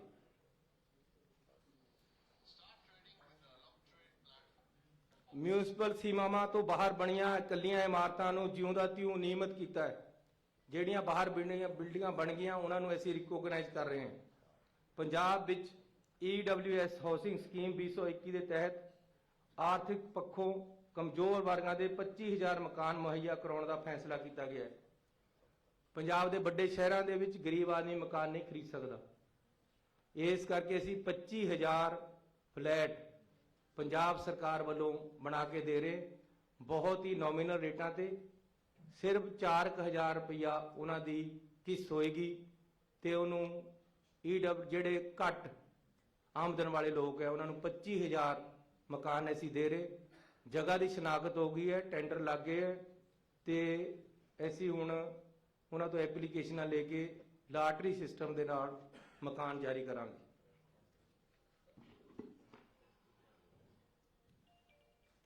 ਪੰਜਾਬ ਅਪਾਰਟਮੈਂਟ ਅਤੇ ਪ੍ਰਾਪਰਟੀ ਰੈਗੂਲੇਸ਼ਨ ਐਕਟ 1995 ਤਹਿਤ ਅਪਰਾਧਾਂ ਨੂੰ ਕੰਪਾਊਂਡ ਕਰਨ ਲਈ ਧਾਰਾ 38 ਅਧੀਨ ਸ਼ਰਤਾਂ ਅਤੇ ਪਾਬੰਦੀਆਂ ਨੂੰ ਦਰਸਾਉਂਦੇ ਨਿਯਮ ਸ਼ਾਮਲ ਕੀਤੇ ਹੈ। ਇਹ ਜਿਹੜਾ ਸਾਡਾ ਪੁੱਡਾ ਹੈ ਉਹਦੇ ਵਿੱਚ ਰਿਲੈਕਸੇਸ਼ਨਾਂ ਦਿੱਤੀਆਂ ਗਈਆਂ ਤੇ ਰਾਜ ਵਿੱਚ ਡਿਵੈਲਪਰਾਂ ਨੂੰ ਵਿਆਜ ਵਿੱਚ ਰਾਹਤ 10% ਤੋਂ ਸਧਾਰਨ ਵਿਆਜ ਦਰ ਅਤੇ 3% ਵਾਧੂ ਜੁਰਮਾਨਾ ਵਿਆਜ ਦਰ ਘਟਾ ਕੇ 8.5% ਕਰ ਦਿੱਤੀ ਗਈ ਹੈ। ਇਹ ਵੀ ਪੁੱਡਾ ਨਾਲ ਰਿਲੇਟਡ ਹੈ। ਜਿਹੜੇ ਉਹਨਾਂ ਦੇ ਵਿਆਜ ਦਿੰਦੇ ਸੀ ਉਹ ਅਸੀਂ ਵਿਆਜ ਘੱਟ ਕੀਤੇ ਹੈ। ਰਾਜ ਵਿੱਚ ਡਿਵੈਲਪਰਾਂ ਨੂੰ ਵਿਆਜ ਵਿੱਚ ਰਾਹਤ ਨਵੇਂ ਪ੍ਰੋਜੈਕਟਾਂ ਲਈ ਵਿਆਜ ਦਰ 10% ਤੋਂ ਘਟਾ ਕੇ 7.5% ਕਰ ਦਿੱਤੀ ਹੈ। ਇਹ ਵੀ ਪੁੱਡਾ ਦਾ ਹੈ। ਅਰਬਨ ਸਟੇਟ ਫੇਜ਼ 2 ਅਤੇ 3 ਬਠਿੰਡਾ ਵਿਖੇ BDA ਜ਼ਮੀਨ ਦੇ ਮੌਜੂਦਾ ਕਬਜ਼ਕਾਰਾਂ ਨੂੰ ਜਿਉਂ ਦਾ ਤਿਉਂ ਦੇ ਆਧਾਰ ਤੇ ਐਡਜਸਟ ਕੀਤਾ ਜਾ ਰਿਹਾ ਹੈ। ਇਹ ਵੀ ਪੁੱਡਾ ਵੱਲੋਂ ਅਸੀਂ ਕਰ ਰਹੇ ਹਾਂ। ਸਾਰਾਗੜ੍ਹੀ ਦੇ ਬਹਾਦਰ ਸ਼ਹੀਦ ਹਵਾਲਦਾਰ ਸਰਦਾਰ ਈਸ਼ਰ ਸਿੰਘ ਦੇ ਨਾਮ ਤੇ ਪਿੰਡ ਝੋਰੜਾ ਲੁਧਿਆਣਾ ਵਿਖੇ ਨਵੇਂ ਹਸਪਤਾਲ ਦੀ ਸਥਾਪਨਾ ਕੀਤੀ ਜਾ ਰਹੀ ਹੈ। ਇਹਦੀ ਨੋਟੀਫਿਕੇਸ਼ਨ ਕਰ ਦਿੱਤੀ ਹੈ। ਜਗ੍ਹਾ ਦੀ ਸ਼ਨਾਖਤ ਹੋ ਗਈ ਹੈ। ਜਨਤਕ ਸਿਹਤ ਸੇਵਾਵਾਂ ਲਈ ਪੰਜਾਬ ਦੇ 13 ਕਮਿਊਨਿਟੀ ਹੈਲਥ ਸੈਂਟਰਾਂ ਨੂੰ ਸਬ ਡਿਵੀਜ਼ਨਲ ਹਸਪਤਾਲਾਂ ਵਿੱਚ ਅਪਗ੍ਰੇਡ ਕੀਤਾ ਗਿਆ ਹੈ। ਇਹਨਾਂ ਦੇ 13 ਦੇ ਇਹਦੇ ਵਿੱਚ ਅਸੀਂ ਨਾਮ ਦੇ ਦਿੱਤੇ ਹੈ। 13 ਹਸਪਤਾਲ ਅਪਗ੍ਰੇਡ ਕਰ ਦਿੱਤੇ ਹੈ। ਜਨਤਕ ਸਿਹਤ ਸੇਵਾਵਾਂ ਲਈ ਪੰਜਾਬ ਦੇ 9 PHC ਨੂੰ ਕਮਿਊਨਿਟੀ ਸੈਂਟਰ ਹੈਲਥ ਸੈਂਟਰ, ਡਿਸਪੈਂਸਰੀਆਂ ਨੂੰ ਕਮਿਊਨਿਟੀ ਹੈਲਥ ਸੈਂਟਰ 9 ਨੂੰ ਬਣਾਇਆ ਗਿਆ ਹੈ ਤੇ ਕਮਿਊਨਿਟੀ ਹੈਲਥ ਸੈਂਟਰਾਂ ਨੂੰ ਸਬ ਡਿਵੀਜ਼ਨ ਜਿਹੜੇ ਹਸਪਤਾਲ ਹੈ ਉਹ ਅਸੀਂ ਅਪਗ੍ਰੇਡ ਕੀਤੇ ਹੈ। ਜਿਵੇਂ ਮੇਰੇ ਚਮਕੌਰ ਸਾਹਿਬ ਹੈ ਉੱਥੇ ਅਸੀਂ 9 ਕਰੋੜ ਰੁਪਇਆ ਲਾ ਕੇ ਹਸਪਤਾਲ ਨੂੰ ਅਪਗ੍ਰੇਡ ਕਰ ਰਹੇ। ਇਸੇ ਤਰ੍ਹਾਂ 13 ਕੀਤੇ ਹੈ ਤੇ 9 CHC ਨੂੰ ਕੀਤਾ ਹੈ। ਜਨਤਕ ਸਿਹਤ ਸੇਵਾਵਾਂ ਲਈ 7 ਪੇਂਡੂ ਹਸਪਤਾਲਾਂ ਨੂੰ, ਜਿਹੜੇ ਛੋਟੇ ਹਸਪਤਾਲ ਹੈ ਉਹਨਾਂ ਨੂੰ PHC ਬਣਾਇਆ, ਉਹ 7 ਹੈ। ਇਸੇ ਤਰ੍ਹਾਂ ਜਨਤਕ ਇਹ ਜਿਹੜੀਆਂ ਅਸੀਂ ਅਪਗ੍ਰੇਡ ਕੀਤੇ ਹੈ, ਇਹਨਾਂ ਵਾਸਤੇ ਅਸੀਂ 775 ਮੈਡੀਕਲ ਅਫਸਰਾਂ ਦੀਆਂ ਨਵੀਆਂ ਪੋਸਟਾਂ ਵੀ ਕ੍ਰੀਏਟ ਕਰ ਦਿੱਤੀਆਂ ਤਾਂ ਕਿ ਇਹ ਨਾ ਹੋਵੇ ਕਿ ਹਸਪਤਾਲ ਬੜਾ ਕਰ ਦਈਏ ਤਾਂ ਡਾਕਟਰ ਹੋਵੇ ਨਾ, ਨਰਸਾਂ ਹੋਵੇ ਨਾ। 775 ਪੋਸਟਾਂ ਵੀ ਅਸੀਂ ਕ੍ਰੀਏਟ ਕਰ ਦਿੱਤੀਆਂ, ਉਹਦਾ ਵੀ ਨੋਟੀਫਿਕੇਸ਼ਨ ਨਾਲ ਲਾਇਆ ਹੋਇਆ। ਇੱਕ ਮੇਰਾ ਡ੍ਰੀਮ ਪ੍ਰੋਜੈਕਟ ਹੈ, ਕੈਪਟਨ ਅਮਰਿੰਦਰ ਸਿੰਘ ਜੀ ਨੇ ਸ਼ੁਰੂ ਕੀਤਾ ਸੀ 2006 ਦੇ ਵਿੱਚ ਚਮਕੌਰ ਸਾਹਿਬ ਦੇ ਵਿੱਚ ਥੀਮ ਪਾਰਕ। ਇਹ ਬਹੁਤ ਹੀ ਵਧੀਆ ਤਰੀਕੇ ਦੇ ਨਾਲ ਅਸੀਂ ਉੱਥੇ ਪੂਰੇ ਸਿੱਖ ਇਤਿਹਾਸ ਨੂੰ ਫਿਲਮਾਇਆ। ਮੈਂ ਆਪ ਸਾਰੇ ਪੱਤਰਕਾਰ ਸਾਹਿਬਾਨਾਂ ਨੂੰ ਵੀ ਬੇਨਤੀ ਕਰਾਂਗਾ ਕਿ ਤੁਸੀਂ ਇਸ ਨੂੰ ਇੱਕ ਵਾਰ ਜ਼ਰੂਰ ਦੇਖ ਕੇ ਆਓ। ਬਹੁਤ ਹੀ ਵਧੀਆ ਦੇਖਣ ਵਾਲੀ ਚੀਜ਼ ਬਣਾਈ ਹੈ। ਤੁਸੀਂ ਇਹ ਸਮਝੋ ਇੱਕ ਨਵਾਂ ਅਜੂਬਾ ਪੰਜਾਬ ਦੇ ਵਿੱਚ ਬਣਿਆ। ਪੂਰੇ ਸਿੱਖ ਇਤਿਹਾਸ ਨੂੰ ਅਸੀਂ ਉੱਥੇ ਫਿਲਮਾਇਆ ਹੈ। ਉਹਦੇ ਵਿੱਚ 11 ਗੈਲਰੀਆਂ ਬਣਾਈਆਂ ਗਈਆਂ। ਗੁਰੂ ਨਾਨਕ ਸਾਹਿਬ ਤੋਂ ਲੈ ਕੇ ਗੁਰੂ ਗੋਬਿੰਦ ਸਿੰਘ ਤੱਕ ਤੇ ਉਸ ਤੋਂ ਬਾਅਦ ਬੰਦਾ ਬਹਾਦਰ ਜੀ ਦੇ ਸਰਹੰਦ ਨੂੰ ਫਤਿਹ ਕਰਨ ਤੱਕ ਦੀ ਜਿਹੜੀ ਹਿਸਟਰੀ ਹੈ, ਸਿੱਖ ਇਤਿਹਾਸ ਹੈ, ਉਸ ਨੂੰ ਉੱਥੇ ਫਿਲਮਾਇਆ ਗਿਆ ਹੈ। ਮੈਂ ਪੰਜਾਬੀ ਅੱਜ ਉੱਥੇ ਬਹੁਤ ਜ਼ਿਆਦਾ ਰਸ਼ ਹੈ, ਹਰ ਕੋਈ ਦੇਖਣ ਆ ਰਿਹਾ, ਲੇਕਿਨ ਇੱਕ ਦਿਨ ਦੇ ਵਿੱਚ 11 ਗੈਲਰੀਆਂ ਹੈ। ਉਹਦੇ 'ਚ ਇੱਕ ਗੈਲਰੀ 'ਚ ਇੱਕ ਵਾਰ 40 ਬੰਦੇ ਹੀ ਬੈਠ ਸਕਦੇ ਹੈ ਤੇ 440 ਇੱਕ ਵਾਰ ਨਿਕਲਦੇ ਹੈ। 2 ਘੰਟੇ ਦਾ ਸ਼ੋਅ ਹੈ। ਇਸ ਤਰ੍ਹਾਂ ਅਸੀਂ 7 ਸ਼ੋਅ ਰੋਜ਼ ਚਲਾਉਂਦੇ। ਸੋ ਲਗਭਗ 50,000 ਬੰਦਾ ਥੋੜੇ ਦਿਨਾਂ 'ਚ ਉਹਨੂੰ ਦੇਖ ਚੁੱਕਿਆ ਹੈ। ਇਹ ਇੱਕ ਬਹੁਤ ਬੜੀ ਤੇ ਅਹਿਮ ਸੌਗਾਤ ਅਸੀਂ ਪੰਜਾਬੀਆਂ ਨੂੰ, ਦੇਸ਼ ਨੂੰ, ਦੁਨੀਆ ਨੂੰ ਤੇ ਸਿੱਖ ਕੌਮ ਨੂੰ ਦਿੱਤੀ ਹੈ। ਮੈਂ ਤੁਹਾਨੂੰ ਬੇਨਤੀ ਕਰਾਂਗਾ ਕਿ ਤੁਸੀਂ ਵੀ ਸਾਰੇ ਜਾਣੇ ਇਸ ਨੂੰ ਦੇਖੇ ਕਿ ਆਓ। ਇਹਦਾ ਨਾਮ ਰੱਖਿਆ ਅਸੀਂ ਦਾਸਤਾਨ-ਏ ਸ਼ਹਾਦਤ। ਇਹਦੇ ਅਸੀਂ ਸਟਾਫ ਵੀ ਭਰਤੀ ਕਰਨ ਵਾਸਤੇ ਰੱਖ ਲਿਆ ਹੈ। ਪੰਜਾਬ ਵਿੱਚ ਫਿਲਮ ਅਤੇ ਸੰਗੀਤ ਉਦਯੋਗ ਨੂੰ ਹੁਲਾਰਾ ਦੇਣ ਲਈ ਪੰਜਾਬੀ ਫਿਲਮ ਅਤੇ ਟੈਲੀਵਿਜ਼ਨ ਵਿਕਾਸ ਕੌਂਸਲ ਦੀ ਸਥਾਪਨਾ ਕੀਤੀ ਹੈ। ਪੰਜਾਬੀ ਮਿਊਜ਼ਿਕ ਦੁਨੀਆ ਦੇ ਵਿੱਚ ਅੱਜ ਸਭ ਤੋਂ ਮਸ਼ਹੂਰ ਮਿਊਜ਼ਿਕ ਹੈ। ਬਾਲੀਵੁੱਡ ਦੀਆਂ ਫਿਲਮਾਂ ਵੀ ਪੰਜਾਬੀ ਮਿਊਜ਼ਿਕ ਤੋਂ ਬਿਨਾਂ ਨਹੀਂ ਚੱਲਦੀਆਂ। ਪੰਜਾਬੀ ਫਿਲਮਾਂ ਨੇ ਬਹੁਤ ਨਾਮ ਨਾ ਖੱਟਿਆ ਹੈ ਤੇ ਬਹੁਤ ਤਰੱਕੀ ਕੀਤੀ ਹੈ। ਪੰਜਾਬੀ ਮਿਊਜ਼ਿਕ ਨੇ ਵੀ ਕੀਤੀ ਹੈ। ਇਸ ਲਈ ਅਸੀਂ ਪੰਜਾਬ ਦੇ ਵਿੱਚ ਪੰਜਾਬੀ ਫਿਲਮ ਅਤੇ ਟੈਲੀਵਿਜ਼ਨ ਵਿਕਾਸ ਕੌਂਸਲ ਬਣਾਈ ਹੈ। ਇਹਦੀ ਸਥਾਪਨਾ ਹੋ ਗਈ ਹੈ। ਇਹਦੇ ਅਹੁਦੇਦਾਰ ਅਸੀਂ 1-2 ਦਿਨਾਂ ਚ ਲਾ ਲਾਂਗੇ। ਜਿਸ ਤਰੀਕੇ ਦੇ ਨਾਲ ਭਗਵਦ ਗੀਤਾ ਤੇ ਰਮਾਇਣ ਤੇ ਅਧਿਐਨ ਸੈਂਟਰ ਬਣਾਇਆ ਗਿਆ, ਉਸੇ ਤਰ੍ਹਾਂ ਸ੍ਰੀ ਗੁਰੂ ਰਵਿਦਾਸ ਬਾਣੀ ਅਧਿਐਨ ਸੈਂਟਰ ਕਮੇਟੀ ਬਣਾ ਕੇ ਡੇਰਾ ਸੱਚ ਬੱਲਾ ਵਿਖੇ ਜਲੰਧਰ ਵਿਖੇ ਗੁਰੂ ਰਵਿਦਾਸ ਦੀ ਬਾਣੀ ਦਾ ਅਧਿਐਨ ਸੈਂਟਰ ਅਸੀਂ ਬਣਾ ਰਹੇ ਹਾਂ। ਉਹਦੀ ਕਮੇਟੀ ਬਣਾ ਦਿੱਤੀ ਹੈ। ਜ਼ਮੀਨ ਲੈਣ ਲਈ ਉਹਨਾਂ ਨੂੰ ਅਸੀਂ 25 ਕਰੋੜ ਰੁਪਇਆ ਦੇ ਦਿੱਤਾ ਹੈ। ਇਸੇ ਤਰ੍ਹਾਂ ਵਾਲਮੀਕ ਜੀ ਦਾ ਪਨੋਰਮਾ ਵਾਲਮੀਕ ਸਥਲ ਅੰਮ੍ਰਿਤਸਰ ਵਿਖੇ ਤਿਆਰ ਕੀਤਾ ਜਾ ਰਿਹਾ ਹੈ। ਖੇਤੀਬਾੜੀ ਸਾਲ 22-23 ਲਈ ਅਨਾਜ ਦੀ ਢੋਆ ਢੁਆਈ ਲਈ ਸੋਧੀ ਪਾਲਿਸੀ ਨੂੰ ਲਾਗੂ ਕਰ ਦਿੱਤਾ ਹੈ।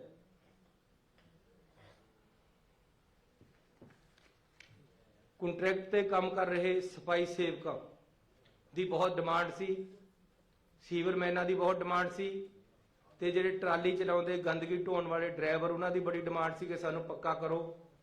ਅਸੀਂ ਨੋਟੀਫਿਕੇਸ਼ਨ ਕਰ ਦਿੱਤਾ ਹੈ। ਮਿਊਨਿਸਪਲ ਕਮੇਟੀਆਂ ਦੇ ਮਤੇ ਆ ਗਏ ਹੈ। ਲੁਧਿਆਣੇ ਦੇ ਵਿੱਚ 2400 ਬੰਦਾ ਪੱਕਾ ਹੋਇਆ ਹੈ ਤੇ ਹਰ ਸ਼ਹਿਰ ਦੇ ਜਿਹੜੇ ਸੀਵਰਮੈਨ ਤੇ ਸਫਾਈ ਕਰਮਚਾਰੀ ਹੈ ਉਹਨਾਂ ਨੂੰ ਅਸੀਂ ਪੱਕਾ ਕਰ ਰਹੇ ਹਾਂ। ਬਹੁਤੇ ਜ਼ਿਆਦਾ ਹੋ ਚੁੱਕੇ ਹੈ। ਡਾਇਰੈਕਟੋਰੇਟ ਆਫ ਇੰਡਸਟਰੀ ਤੋਂ ਪ੍ਰਾਪਤ ਹੋਏ ਪਲਾਟਾਂ ਦੇ ਡਿਫਾਲਟਰਾਂ ਲਈ ਇੱਕ ਮੁਕਤ ਸਮਝੌਤਾ ਸਕੀਮ ਅਸੀਂ ਲਾਗੂ ਕੀਤੀ ਹੈ।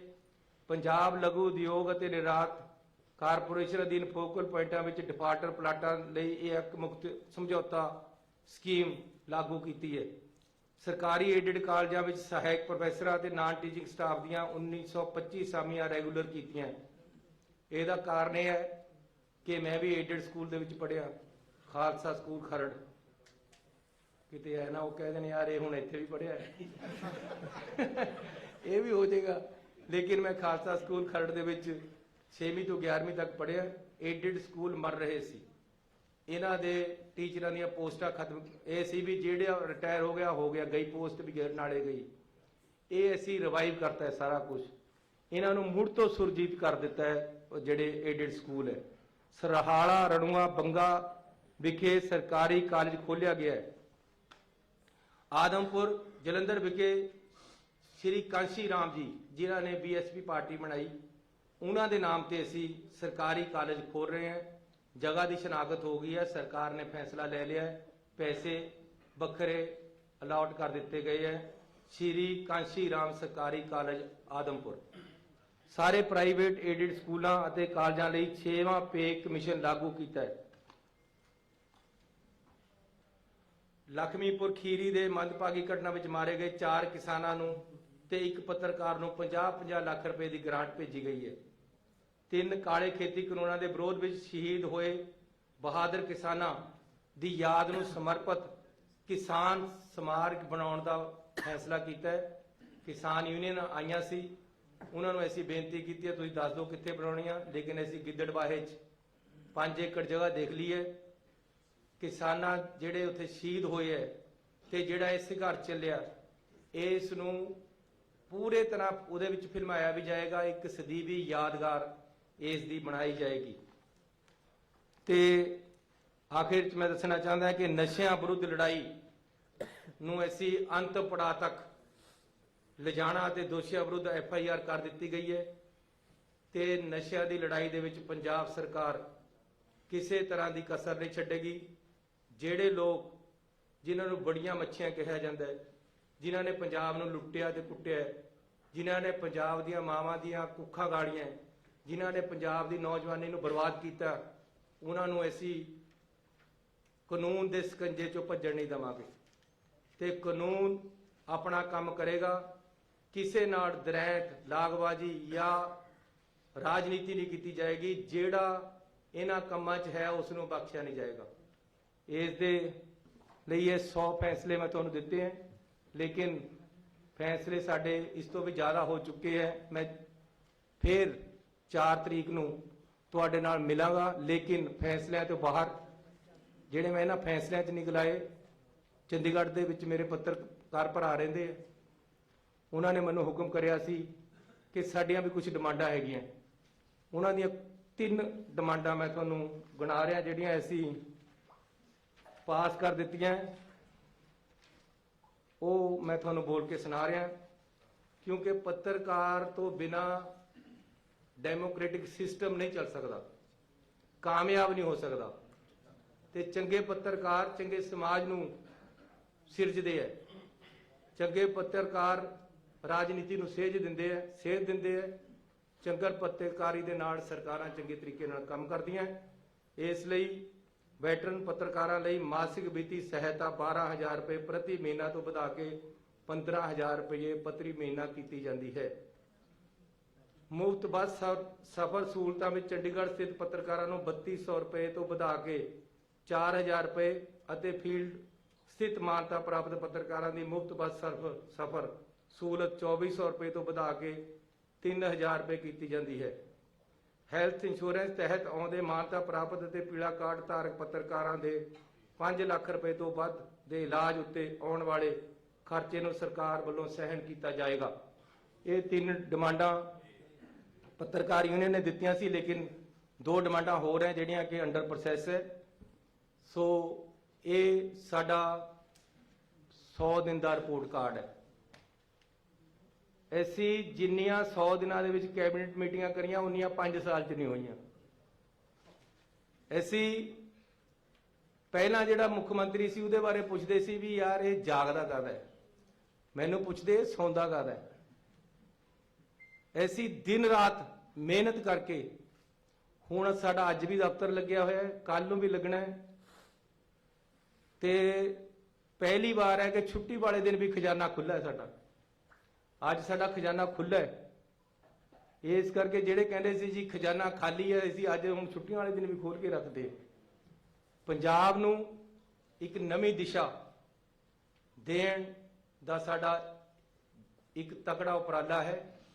ਆਉਣ ਵਾਲੇ ਸਮੇਂ 'ਚ ਸਾਡਾ ਕਿਆ ਸੋਚ ਹੋਏਗੀ ਇਹ ਵੀ ਅਸੀਂ ਇਲੈਕਸ਼ਨ ਤੋਂ ਪਹਿਲਾਂ ਦੱਸਾਂਗੇ। ਫਿਲਹਾਲ ਅਸੀਂ ਸਰਕਾਰ ਦੇ ਤਾੜੇ ਨੂੰ ਸਿੱਧਾ ਕਰਨ ਲੱਗੇ ਹੋਏ, ਜਿਹੜਾ ਇਹਨਾਂ ਨੇ ਉਲਝਾਇਆ ਹੋਇਆ ਸੀ। ਹੁਣ ਅਸੀਂ ਸਿੱਧੀ ਗੱਡੀ ਤੋਰ ਲਈ। 842 ਨਵੀਆਂ ਬੱਸਾਂ ਪਾਈਆਂ। ਮੈਂ ਉਸ ਦਿਨ ਕਿਹਾ ਸੀ ਯਾਰ ਇਹ ਕਹਿੰਦੇ ਜੀ ਇਹ ਮੱਝਾਂ ਵੀ ਚੋ ਲੈਂਦਾ, ਇਹ ਕਹਿੰਦੇ ਜੀ ਇਹ ਰਿਕਸ਼ਾ ਵੀ ਚਲਾ ਲੈਂਦਾ। ਮੈਂ ਕਿਹਾ ਮੈਂ ਅੱਜ ਦਿਖਾ ਰਵਾਂਗੇ ਮੈਂ ਬੱਸ ਵੀ ਚਲਾ ਲੈਂਦਾ। ਉਹ ਦਿਨ ਬੱਸ ਚਲਾ ਕੇ ਦਿਖਾਈ ਹੈ। ਤੇ 842 ਬੱਸਾਂ ਅਸੀਂ ਇਹਨਾਂ 100 ਦਿਨਾਂ ਵਿੱਚ ਹੀ ਪਾਸ ਕੀਤੀਆਂ, ਇਹਨਾਂ ਦੇ ਵਿੱਚ ਹੀ ਖਰੀਦੀਆਂ, ਇਹਨਾਂ ਵਿੱਚ ਹੀ ਚੈਸੀਆਂ ਖਰੀਦ ਕੇ ਬੱਸਾਂ ਬਣਾਈਆਂ ਤੇ ਇਹਨਾਂ ਦੇ ਵਿੱਚ ਹੀ ਅਸੀਂ ਚਲਾ ਦਿੱਤੀਆਂ। ਤੇ ਇਹਨਾਂ ਦਿਨਾਂ ਵਿੱਚ ਜਿਹੜੇ ਨਜਾਇਜ਼ ਬੱਸਾਂ ਚੱਲਦੀਆਂ ਸੀ ਉਹਨਾਂ ਨੂੰ ਫੜ ਕੇ ਅੰਦਰ ਦਿੱਤਾ ਹੈ। ਇਸ ਕਰਕੇ ਅਸੀਂ ਪਾਰਦਰਸ਼ੀ ਸਰਕਾਰ ਦੇਣੀ ਹੈ, ਕਰਪਸ਼ਨ ਰਹਿਤ ਸਰਕਾਰ ਦੇਣੀ ਹੈ। ਬਹੁਤ ਸਾਰੇ ਬੰਦਿਆਂ ਨੂੰ ਅਸੀਂ ਫੜ ਕੇ ਅੰਦਰ ਕੀਤਾ ਹੈ ਜਿਹੜੇ ਕਰਪਸ਼ਨ ਕਰਦੇ ਆ, ਨਸ਼ੇ ਵੇਚਣ ਵਾਲਿਆਂ ਦੇ ਪਿੱਛੇ ਪਏ ਆ। ਤੇ ਨਾਲ ਨਾਲ ਅਸੀਂ ਇੱਕ ਅੱਛਾ ਪ੍ਰਸ਼ਾਸਨ ਦੇਣਾ ਹੈ ਤੇ ਲੋਕਾਂ ਨੂੰ ਲਾਈਵਲੀਹੁੱਡ ਲਈ, ਸਹੀ ਜੀਵਨ ਦੇਣ ਲਈ ਉਹਨਾਂ ਨੂੰ ਸਸਤੀ ਹਰ ਚੀਜ਼ ਮੁਹੱਈਆ ਕਰਾਣੀ ਹੈ, ਤਾਂ ਕਿ ਕਿਉਂਕਿ ਜਿਹੜਾ ਸਰਕਾਰ ਦਾ ਪੈਸਾ ਉਹ ਲੋਕਾਂ ਦੇ ਘਰ ਜਾਣਾ ਚਾਹੀਦਾ ਹੈ, ਕਿਸੇ ਇੱਕ ਦੇ ਘਰ ਨਹੀਂ ਜਾਣਾ ਚਾਹੀਦਾ। ਇਸ ਕਰਕੇ ਉਹ ਸਰਕਾਰ ਦੇ ਪੈਸੇ ਨੂੰ ਅਸੀਂ ਦਾ ਖਜ਼ਾਨਾ ਲੋਕਾਂ ਵੱਲ ਨੂੰ ਖੋਲਿਆ ਤੇ ਹੁਣ ਲੋਕਾਂ ਦੇ ਘਰ ਸਰਕਾਰ ਦਾ ਖਜ਼ਾਨਾ ਜਾਣ ਲੱਗਿਆ। ਤੁਹਾਡਾ ਬਹੁਤ ਬਹੁਤ ਧੰਨਵਾਦ। ਨਵੇਂ ਸਾਲ ਦੀ ਤੁਹਾਨੂੰ ਬਹੁਤ ਬਹੁਤ ਵਧਾਈ ਹੋਵੇ। ਸਨੀ ਸਾਹਿਬ, ਮੇਰਾ ਇੱਕ ਸਵਾਲ ਹੈ ਕਿ ਤੁਸੀਂ ਕਹਿ ਰਹੇ ਹੋ ਕਿ ਦਿਨ ਰਾਤ ਕੰਮ ਕਰ ਰਹੀ ਹੈ ਸਰਕਾਰ, ਖਜ਼ਾਨੇ ਖੁੱਲ ਗਏ ਹੈ, ਸਿੱਧੇ ਰਾਹ ਵੀ ਪੈ ਗਈ ਹੈ ਬਸ। ਬਟ ਸਿੱਧੂ ਸਾਹਿਬ ਤੁਹਾਡੀ ਇਹ ਸਾਰੇ ਸਿੱਧੇ ਰਾਹ, ਤੁਹਾਡੇ 100 ਫੈਸਲੇ, ਇਹਨਾਂ ਤੇ ਕਿਉਂ ਕੋਸ਼ਿਸ਼ ਕਰਦੇ ਆ? ਉਹ ਕਹਿੰਦੇ ਕੇਬਲ ਕਿੱਥੇ ਹੋਇਆ, ਰੇਤਾ ਕਿੱਥੇ ਹੋਇਆ, ਬੇਅਦਬੀ ਕਿੱਥੇ ਹੋਈ, ਨਸ਼ਾ ਕਿੱਥੇ ਹੋਇਆ? ਤੁਸੀਂ ਜਵਾਬ ਦਿਓ, ਇਹ ਸਭ ਕੀ ਹੈ? ਔਰ ਇਹ ਬੁਕਲੇਟ ਵੀ ਆਪਨੇ ਚੈੱਕ ਕਰਾਈ? ਹਾਂ, ਇਹ ਬੁਕਲੇਟ ਵੀ ਚੈੱਕ ਕਰਾ ਲਿਓ। ਦੇਖੋ ਮੈਂ ਫੇਰ ਕਹਿ ਰਿਹਾ ਕਿ ਰੇਤਾ 5.5 ਰੁਪਏ ਦਰਿਆ ਦੇ ਵਿਕਦਾ, ਖੱਡ ਤੇ ਵਿਕਦਾ। ਕੋਈ ਬੰਦਾ ਵੀਡੀਓ ਪਾ ਦੇਵੇ, ਮੈਂ ਉਹਨੂੰ 25,000 ਰੁਪਏ ਸਰਕਾਰ ਵੱਲੋਂ ਨਾਮ ਦੇ ਰਿਹਾ, ਆਪਣੇ ਵੱਲੋਂ ਨਹੀਂ। ਤੇ ਵਾਕਈ 5.5 ਰੁਪਏ ਵਿਕ ਰਿਹਾ। ਦੂਸਰਾ, ਕੇਬਲ ਦਾ ਜੇ ਅਸੀਂ ਮਸਲਾ ਛੇੜਿਆ ਨਹੀਂ, ਸਿੱਧੂ ਸਾਹਿਬ ਨੇ ਕਾਨੂੰਨ ਇਹਦੇ ਤੇ ਬਣਾਇਆ ਸੀ, ਲੇਕਿਨ ਉਹ ਅਪ ਟੂ ਮਾਰਕ ਨਹੀਂ ਬਣਿਆ। ਉਹ ਵੀ 2 ਸਾਲ ਮੰਤਰੀ ਰਹੇ, ਨਹੀਂ ਬਣਿਆ। ਲੇਕਿਨ ਇਹ ਕੇਂਦਰ ਦਾ ਹੋਣ ਕਰਕੇ ਮੈਂ ਕਿਹਾ ਸੀ 100 ਰੁਪਇਆ ਵਿੱਚੋਂ ਮੈਨੂੰ ਆ ਕੇ ਮਿਲੇ ਕਿ ਜੀ 150 ਕਰੋ। ਅਸੀਂ ਇਹਦੇ ਬਾਰੇ ਵਿਚਾਰ ਕਰ ਰਹੇ, ਕੇਬਲ ਦਾ ਕੋਈ ਸਹੀ ਕਾਨੂੰਨ, ਕਿਉਂਕਿ ਕੇਂਦਰ ਦੇ ਅਧਿਕਾਰ ਖੇਤਰ ਰੇਟ ਹੈ, ਸਾਡੇ ਅਧਿਕਾਰ ਖੇਤਰ ਹੈ ਨਹੀਂ, ਇਹਦੇ ਬਾਰੇ ਅਸੀਂ ਬਣਾ ਰਹੇ ਹਾਂ। ਬਾਕੀ ਤੁਸੀਂ ਰੇਤੇ ਦੀ ਗੱਲ ਕੀਤੀ, ਤੁਸੀਂ ਬੇਅਦਬੀ ਦੀ ਗੱਲ ਕੀਤੀ, ਬੇਅਦਬੀ ਦਾ ਕੇਸ ਹੈ ਜਿਹੜਾ ਉਹ ਅਸੀਂ ਬਹੁਤ ਅੱਗੇ ਵਧਾ ਲਿਆ ਹੈ। ਪਰ ਤੁਸੀਂ ਤਾਂ ਕਿਹਾ ਸੀਗਾ 48 ਘੰਟੇ ਚ ਸੁਲਝਾਵਾਂਗੇ। ਇਹ ਤਾਂ ਦਰਬਾਰ ਸਾਹਿਬ ਵਾਲੀ ਗੱਲ ਸੀ। ਮੈਂ ਦਰਬਾਰ ਸਾਹਿਬ ਦੀ ਗੱਲ ਕਰੀਏ ਤਾਂ ਤੁਹਾਡੀ ਸਰਕਾਰ ਨੇ ਕਿਹਾ ਕਿ 48 ਆਵਰਸ ਦੇ ਵਿੱਚ ਅਸੀਂ ਇਹ ਕੇਸ ਸੋਲਵ ਕਰ ਦਾਂਗੇ। ਦੇਖੋ, ਕਪੂਰਥਲੇ ਦੇ ਵਿੱਚ ਗੱਲ ਹੋਈ, 48 ਘੰਟੇ ਦੇ ਵਿੱਚ ਅਸੀਂ ਹੱਲ ਕਰਕੇ ਬੰਦਾ ਫੜ ਕੇ ਅੰਦਰ ਦੇਤਾ। ਜਿਹੜੀ ਹਰਮੰਦਰ ਸਾਹਿਬ 'ਚ ਗੱਲ ਹੋਈ ਹੈ ਉਹਦੇ 'ਚ ਐਸਜੀਪੀਸੀ ਇਨਵੋਲਵ ਹੈ। ਐਸਜੀਪੀਸੀ ਨੇ ਕਿਹਾ ਕਿ ਅਸੀਂ ਕਮੇਟੀ ਬਣਾਣੀ ਹੈ। ਐਸੀ ਧਾਰਮਿਕ ਭਾਵਨਾਵਾਂ ਕਿਸੇ ਤਰ੍ਹਾਂ ਵੀ ਸਾਡਾ ਆਪਣਾ ਵੀ ਅਕੀਦਾ ਹੈ ਹਰਮੰਦਰ ਸਾਹਿਬ ਦੇ ਵਿੱਚ। ਐਸਜੀਪੀਸੀ ਉੱਤੇ ਇਲੈਕਟਿਡ ਬੋਡੀ ਹੈ। ਉਹਨਾਂ ਨੇ ਕਿਹਾ ਕਿ ਜੀ ਅਸੀਂ ਆਪਣੀ ਆਪ ਜਾਂਚ ਕਰਾਣੀ ਹੈ। ਪਹਿਲਾਂ ਉਹਨਾਂ ਦੀ ਜਾਂਚ ਚੱਲ ਰਹੀ ਹੈ। ਜਿਵੇਂ ਉਹ ਸਾਨੂੰ ਅੱਗੇ ਕਹਿਣਗੇ ਅਸੀਂ ਅੱਗੇ ਵਧਾਵਾਂਗੇ ਗੱਲ, ਲੇਕਿਨ ਸਾਡੀ ਵੀ ਜ਼ਿੰਮੇਵਾਰੀ ਹੈ ਜਿਹੜੀ ਅਸੀਂ ਉਸ ਤੇ ਭੱਜਾਂਗੇ ਨਹੀਂ। ਉਹ ਵੀ ਅਸੀਂ ਆਪਣੇ ਵੱਲੋਂ ਵੀ ਉਹਦੇ ਉੱਤੇ ਕੇਂਦਰ ਸਰਕਾਰ ਦੇ ਨਾਲ ਮਿਲ ਕੇ ਕਰ ਰਹੇ, ਲੇਕਿਨ ਐਸਜੀਪੀਸੀ ਤੋਂ ਅਸੀਂ ਕਿਸੇ ਤਰ੍ਹਾਂ ਵੀ ਹਰਮੰਦਰ ਸਾਹਿਬ ਦੇ ਮਸਲੇ ਦੇ ਵਿੱਚ ਬਾਹਰ ਨਹੀਂ ਜਾਣਾ ਚਾਹੁੰਦੇ। ਇਹ ਸਿੱਖਾਂ ਦੀ ਜਮਾਤ ਹੈ, ਸਿੱਖਾਂ ਦਾ ਮੇਨ ਧਾਰਮਿਕ ਸਥਾਨ ਹੈ। ਇਸ ਕਰਕੇ ਸਰਕਾਰ ਨੂੰ ਬਹੁਤ ਸੋਚ ਸਮਝ ਕੇ ਔਰ ਆਪਣੀ ਅਕੀਦਾ ਸਿੱਖੀ ਦੇ ਵਿੱਚ ਰੱਖ ਕੇ ਇਸ ਦੇ ਫੈਸਲੇ ਲੈਣੇ ਪੈਂਦੇ।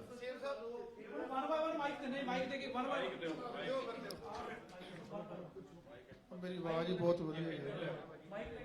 ਚੰਨੀ ਸਾਹਿਬ, ਉਹ ਜਿਹੜੀ ਅਸਲ 'ਚ ਗੱਲ ਕੀ ਹੈ, ਜਿਹੜਾ ਤੁਸੀਂ 100 ਸਾਲ 'ਚ ਵਧੀਆ ਕੰਮ ਕੀਤਾ, ਵਧੀਆ ਫੈਸਲੇ ਕੀਤੇ, 100 ਦਿਨ 'ਚ ਚਲੋ 100 ਤੱਕ ਤੇ ਇਹ 100 ਦਿਨਾਂ ਦੇ ਵਿੱਚ ਜੀਓ ਹਜ਼ਾਰਾਂ ਸਾਲ। ਹਾਂਜੀ ਹਾਂਜੀ, ਥੈਂਕ ਯੂ ਜੀ।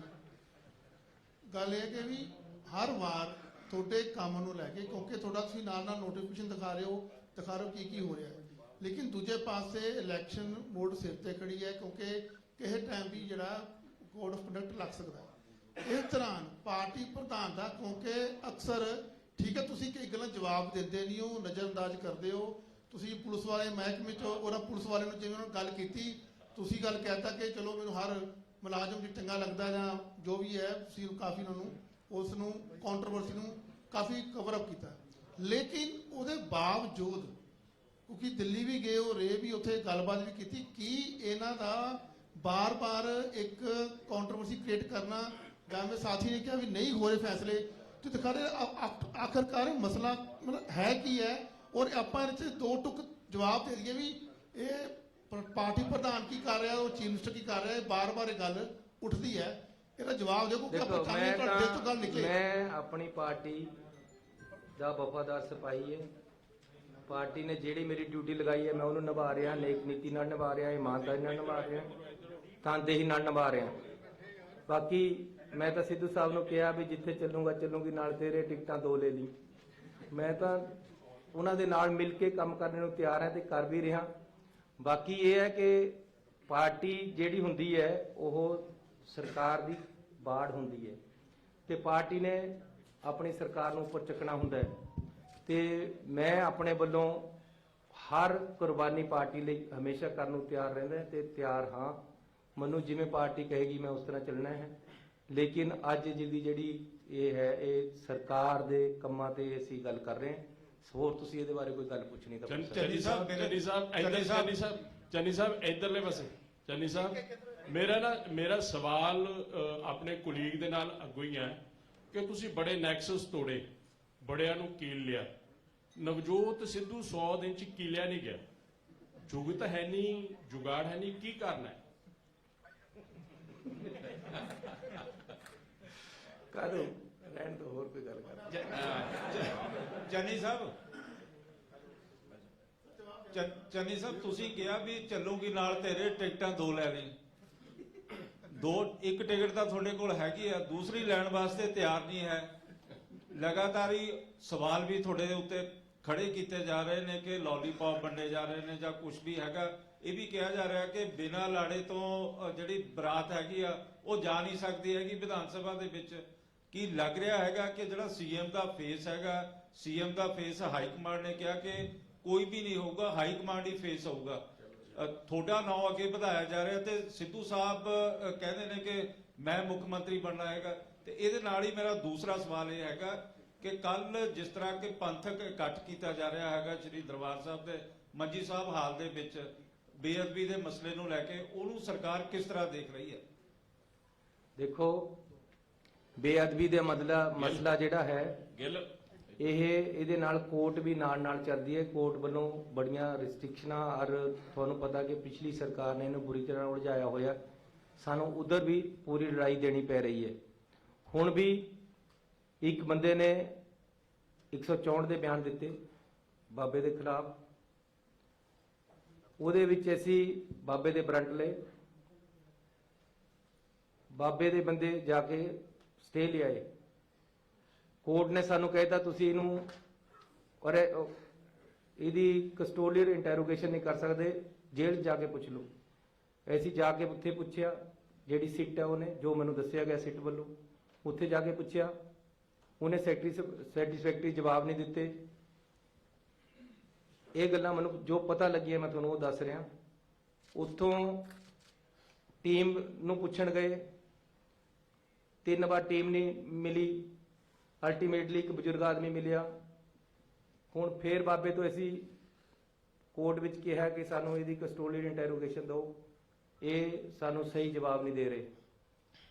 ਅਸਲ ਦੇ ਵਿੱਚ ਇੱਕ ਹੋਰ ਵੀਡੀਓ ਘੁੰਮ ਰਹੀ ਹੈ, ਇੱਕ ਲੇਡੀ ਕਹਿ ਰਹੀ ਹੈ ਕਿ ਜੀ ਸੁਖਬੀਰ ਬਾਦਲ ਤੇ ਉਹ 3 ਬੰਦੇ ਜਿਹੜੇ ਭਗੌੜੇ ਇਹ ਆਪਸ ਦੇ ਵਿੱਚ ਇਕੱਠੇ। ਇਹ ਗੱਲਾਂ ਸਾਰੀਆਂ ਸਾਹਮਣੇ ਆਉਣੀਆਂ। ਸੁਖਬੀਰ ਬਾਦਲ ਦਾ, ਅਕਾਲੀ ਦਲ ਦਾ ਇਹਦੇ 'ਚ ਕੀ ਰੋਲ ਹੈ, ਬਾਬੇ ਦਾ ਕੀ ਰੋਲ ਹੈ, ਇਹ ਸਾਰਾ ਸਾਹਮਣੇ ਦਿਖ ਰਿਹਾ ਹੈ। ਲੇਕਿਨ ਇਹਨੂੰ ਸਾਹਮਣੇ ਲਿਆਉਣ ਵਾਸਤੇ ਅਜੇ ਕੋਰਟ ਦੀਆਂ ਅੜਚਣਾਂ ਹੈ, ਉਹਨਾਂ ਨੂੰ ਪਾਸੇ ਕਰਕੇ ਅਸੀਂ ਅੱਗੇ ਵਧ ਰਹੇ। ਸਿੱਟ ਅੱਗੇ ਵਧ ਰਹੀ ਹੈ ਇੰਡੀਪੈਂਡੈਂਟਲੀ, ਜੋ ਮੈਨੂੰ ਉਹਨਾਂ ਨੇ ਦੱਸਿਆ ਉਸ ਤਰੀਕੇ ਨਾਲ ਮੈਂ ਤੁਹਾਨੂੰ ਸਾਰੀ ਗੱਲ ਦੱਸ ਦਿੱਤੀ। ਮੁੱਖ ਮੰਤਰੀ ਸਾਹਿਬ ਇੱਧਰ ਤਰਲੋਚਨ ਹੋਏ। ਮੁੱਖ ਮੰਤਰੀ ਸਾਹਿਬ, ਚੋਣ ਜਾਬਤਾ ਕਿਸੇ ਵੇਲੇ ਵੀ ਲੱਗਣ ਦੇ ਅਸਾਰ ਹੈ। ਚੰਨੀ ਸਾਹਿਬ ਕੋਲ ਕਿਹੜਾ ਇਦਾਂ ਦਾ ਕੋਈ ਟਾਰਗੇਟ ਹੈ ਵੀ ਜਾਂ ਵੱਡਾ ਸੁਪਨਾ ਜਿਹੜਾ ਚੋਣ ਜਾਬਤੇ ਤੋਂ ਪਹਿਲਾਂ ਤੁਸੀਂ ਲਾਗੂ ਕਰਾਉਣ ਲਈ ਯਤਨਸ਼ੀਲ? ਮੈਂ ਸਭ ਤੋਂ ਜ਼ਿਆਦਾ ਯਤਨਸ਼ੀਲ ਨੌਜਵਾਨਾਂ ਦੀ ਨੌਕਰੀ ਦਾ ਮਸਲਾ ਹੱਲ ਕਰਨਾ, ਉਹਨਾਂ ਦੀ ਪੜ੍ਹਾਈ ਦਾ ਤੇ ਉਹਨਾਂ ਨੂੰ ਅੱਗੇ ਵਧਣ ਦੀ ਸੋਚ ਜਿਹੜੀ ਆ ਉਹਦੇ ਪਿੱਛੇ ਕੰਮ ਕਰ ਰਹੇ ਹਾਂ। ਉਹਦੇ ਬਾਰੇ ਚ ਮੈਂ ਤੁਹਾਨੂੰ 4 ਤਰੀਕ ਨੂੰ ਦੁਬਾਰੇ ਪ੍ਰੈਸ ਕਾਨਫਰੰਸ ਕਰਾਂਗਾ ਤੇ ਅਸੀਂ ਪੱਕਾ ਕੋਈ ਕਾਨੂੰਨ ਔਰ ਗਾਰੰਟੀ ਲੈ ਕੇ ਆਵਾਂਗੇ ਜਿਹੜੇ ਕਿ ਯੂਥ ਨੂੰ ਅੱਗੇ ਵਧਣ ਵਾਸਤੇ ਔਰ ਉਹਨਾਂ ਦੀਆਂ ਨੌਕਰੀਆਂ ਵਾਸਤੇ ਫੈਸਿਲਿਟੇਟ ਕਰਾਂਗੇ। ਚੰਨੀ ਸਾਹਿਬ, ਤੁਸੀਂ ਪੱਤਰਕਾਰਾਂ ਦੇ 3 ਮਸਲੇ ਹੱਲ ਕੀਤੇ, ਉਹਦੇ ਲਈ ਅਸੀਂ ਤੁਹਾਡਾ ਧੰਨਵਾਦ ਕਰਦੇ ਹਾਂ, ਪਰ 2-3 ਮਸਲੇ ਹੋਰ ਅਹਿਮ ਨੇ। ਮੈਂ ਕਿਹਾ ਜੀ ਉਹ ਪਾਈਪਲਾਈਨ 'ਚ ਹੈ, ਮੈਂ ਨਾ ਨਹੀਂ ਕੀਤੀ। ਵੱਡੇ ਮਸਲੇ ਰਹਿ ਨਾ ਜਾਣ, ਨਹੀਂ ਰਹਿਣ ਦਿੰਦੇ। ਇਹ ਇੱਕ ਮਸਲਾ ਹੋਰ ਹੈ ਜੀ। ਇਸ ਦੇ ਨਾਲ ਅਗਲੀ ਜਿਹੜੀ 4 ਦੀ ਕਾਨਫਰੰਸ ਕਰਨੀ ਹੈ, ਅਸੀਂ ਚਾਹਾਂਗੇ ਕਿ ਤੁਸੀਂ ਪ੍ਰੈਸ ਕਲੱਬ ਕਰੋ, ਮਤਲਬ ਉਹਦੇ ਤੇ ਵੀ ਫੈਸਲਾ ਜਿਹੜਾ ਹੋਣਾ ਚਾਹੀਦਾ। ਇਸ ਦੇ ਨਾਲ ਹੀ ਤੁਸੀਂ ਵੱਖ-ਵੱਖ ਚਿਹਰਿਆਂ ਦਾ ਐਲਾਨ ਕੀਤਾ ਹੈ ਵੀ ਚਿਹਰਾ ਬਣਾਈਆਂ ਜਾ ਰਹੀਆਂ। ਇੱਕ ਮਤਲਬ ਬਹੁਤ ਵੱਡਾ ਪੰਜਾਬ ਦਾ ਸ਼ਹੀਦ ਹੋਇਆ, ਸ਼ਹੀਦ ਉਦਮ ਸਿੰਘ, ਉਹਦੀ ਚੇਅਰ ਦਾ ਰੌਲਾ ਪੈਂਦਾ ਰਿਹਾ, ਪਿਛਲੀ ਇਸ ਤੁਹਾਡੀ ਸਰਕਾਰ 'ਚ ਵੀ ਪੈਂਦਾ ਰਿਹਾ। ਪੰਜਾਬੀ ਯੂਨੀਵਰਸਿਟੀ ਦੇ ਵਿੱਚ ਚੇਅਰ ਬਣਨੀ ਸੀ, ਉਹ ਚੇਅਰ ਅਜੇ ਤੱਕ ਨਹੀਂ ਬਣੀ, ਉਹਦਾ ਕੀ ਕਾਰਨ? ਇਹ ਜੇ ਨਹੀਂ ਬਣੀ ਤਾਂ ਬਣਾ ਦਾਂਗੇ, ਪਰ ਤੁਹਾਡੀ ਅੱਜ ਮੈਨੂੰ ਗੱਲ ਜੱਜ ਗਈ ਕਿਉਂਕਿ ਸ਼ਹੀਦ ਉਦਮ ਸਿੰਘ ਦੀ ਬਹੁਤ ਵੱਡੀ ਕੁਰਬਾਨੀ ਹੈ ਔਰ ਉਹਨਾਂ ਨੇ ਕਿਤਾਬ ਦੇ ਵਿੱਚ ਰਿਵਾਲਵਰ ਰੱਖ ਕੇ ਲੈ ਜਾ ਕੇ ਕਿੱਡੀ ਸੋਚ ਔਰ ਜਿਹੜਾ ਅੰਮ੍ਰਿਤਸਰ ਦਾ ਬਦਲਾ ਉਹਨਾਂ ਨੇ ਉੱਥੇ ਜਾ ਕੇ ਲਿਆ, ਇਹ ਜ਼ਰੂਰ ਬਣਨੀ ਚਾਹੀਦੀ ਹੈ ਔਰ ਅਸੀਂ ਬਣਾ ਦਾਂਗੇ। ਸੀਐਮ ਸਾਹਿਬ, ਪਹਿਲਾਂ ਵੀ ਨਵਜੋਤ ਸਿੰਘ ਸਿੱਧੂ ਹੋਰਾਂ ਦੇ ਮੁੱਦੇ ਤੇ ਗੱਲ ਹੋਈ, ਆਖਿਰ ਕਮੀ ਕਿੱਥੇ ਹੈ ਕਿ ਨਵਜੋਤ ਸਿੰਘ ਸਿੱਧੂ ਸ਼ਾਇਦ ਵਿਰੋਧੀ ਧਿਰਾਂ ਨਾਲੋਂ ਜ਼ਿਆਦਾ ਸਵਾਲ ਚੁੱਕਦੇ ਆਪਦੀ ਸਰਕਾਰ ਦੀ ਕਾਰਗੁਜ਼ਾਰੀ ਤੇ। ਮਸਲਿਆਂ ਤੇ ਗੱਲ ਕਰ ਲਓ, ਜ਼ਿਆਦਾ ਕਾਰਗੁਜ਼ਾਰੀ ਤੇ ਲੋਕਾਂ ਦੇ ਮਸਲਿਆਂ ਤੇ ਗੱਲ ਕਰ ਲਓ। ਮਜੀਠੀਆ ਦੇ ਮਸਲੇ ਤੇ ਆਪਾਂ ਦੇਖ ਲਈਏ, ਉਹ ਕਹਿੰਦੇ ਨੇ ਕਿ ਪਰਚਾ ਦੇਣਾ ਕਹਿੰਦੇ ਕੁਝ ਨਹੀਂ ਹੁੰਦਾ, ਕਿ ਇੰਸਪੈਕਟਰ ਵੀ ਕਿਸੇ ਪਰਚੇ 'ਚ ਬੰਦੇ ਨੂੰ ਅੰਦਰ ਕਰ ਦਿੰਦਾ, ਉਹ ਆਂਦੇ ਮੇਰੇ ਕੋਲੇ ਪਾਵਰ ਹੋਵੇ ਤਾਂ ਮੈਂ ਇਹ ਕਰ ਦਿਆਂ। ਆਖਿਰ ਕਮੀ ਕਿੱਥੇ ਹੈ ਕਿ 3 ਮਹੀਨਿਆਂ ਦੇ ਵਿੱਚ ਸ਼ੁਰੂ ਤੋਂ ਲੈ ਕੇ ਅੱਜ ਤੱਕ ਦੇਖ ਲਈਏ ਆਪਸ ਦੇ ਵਿੱਚ ਕੋਆਰਡੀਨੇਸ਼ਨ ਕਿਉਂ ਨਹੀਂ ਹੋ ਪਾ ਰਿਹਾ? ਮੈਂ ਇੱਕ ਗੱਲ ਕਰਨਾ ਚਾਹੁੰਦਾ ਹਾਂ ਕਿ ਕਿਸੇ ਕ੍ਰਿਮੀਨਲ ਨੂੰ ਫੜਨ ਦਾ ਤਰੀਕਾ ਕੀ ਹੈ। ਕਿਸੇ ਕ੍ਰਿਮੀਨਲ ਨੂੰ ਜੇ ਕਿਸੇ ਨੇ ਕੋਈ ਕ੍ਰਾਈਮ ਕਰਿਆ, ਉਹਨੂੰ ਤੁਸੀਂ ਸਭ ਤੋਂ ਪਹਿਲਾਂ ਤਾਂ ਪਰਚਾ ਹੀ ਦੋਗੇ ਨਾ, ਜਿਹੜੀ ਉਹਨੇ ਗਲਤ ਗੱਲ ਕਰੀ ਹੈ। ਔਰ ਅਸੀਂ ਤਾਂ ਪਰਚਾ ਵੀ ਕੋਰਟ ਦੀਆਂ ਹਦਾਇਤਾਂ ਤੇ ਕੀਤਾ ਹੈ। ਕੋਰਟ ਨੇ ਜਿਹੜੀ ਐਸਟੀਐਫ ਹੈ ਉਹਦੇ ਹੈੱਡ ਨੂੰ ਕਿਹਾ ਕਿ ਸਾਨੂੰ ਇਸ ਦੀ ਚੀਜ਼ ਦੀ ਰਿਪੋਰਟ ਦਿਓ, ਇਹਦੀ ਇਨਵੋਲਵਮੈਂਟ ਕਿਹਦੀ ਕਿੰਨੀ ਕੁ ਹੈ। ਉਹਦੇ ਵਿੱਚ ਉਹਦੀ ਇਨਵੋਲਵਮੈਂਟ ਆਈ, ਉਹਨਾਂ ਨੇ ਕੋਰਟ ਵਿੱਚ ਜਮ੍ਹਾਂ ਕਰਾਈ।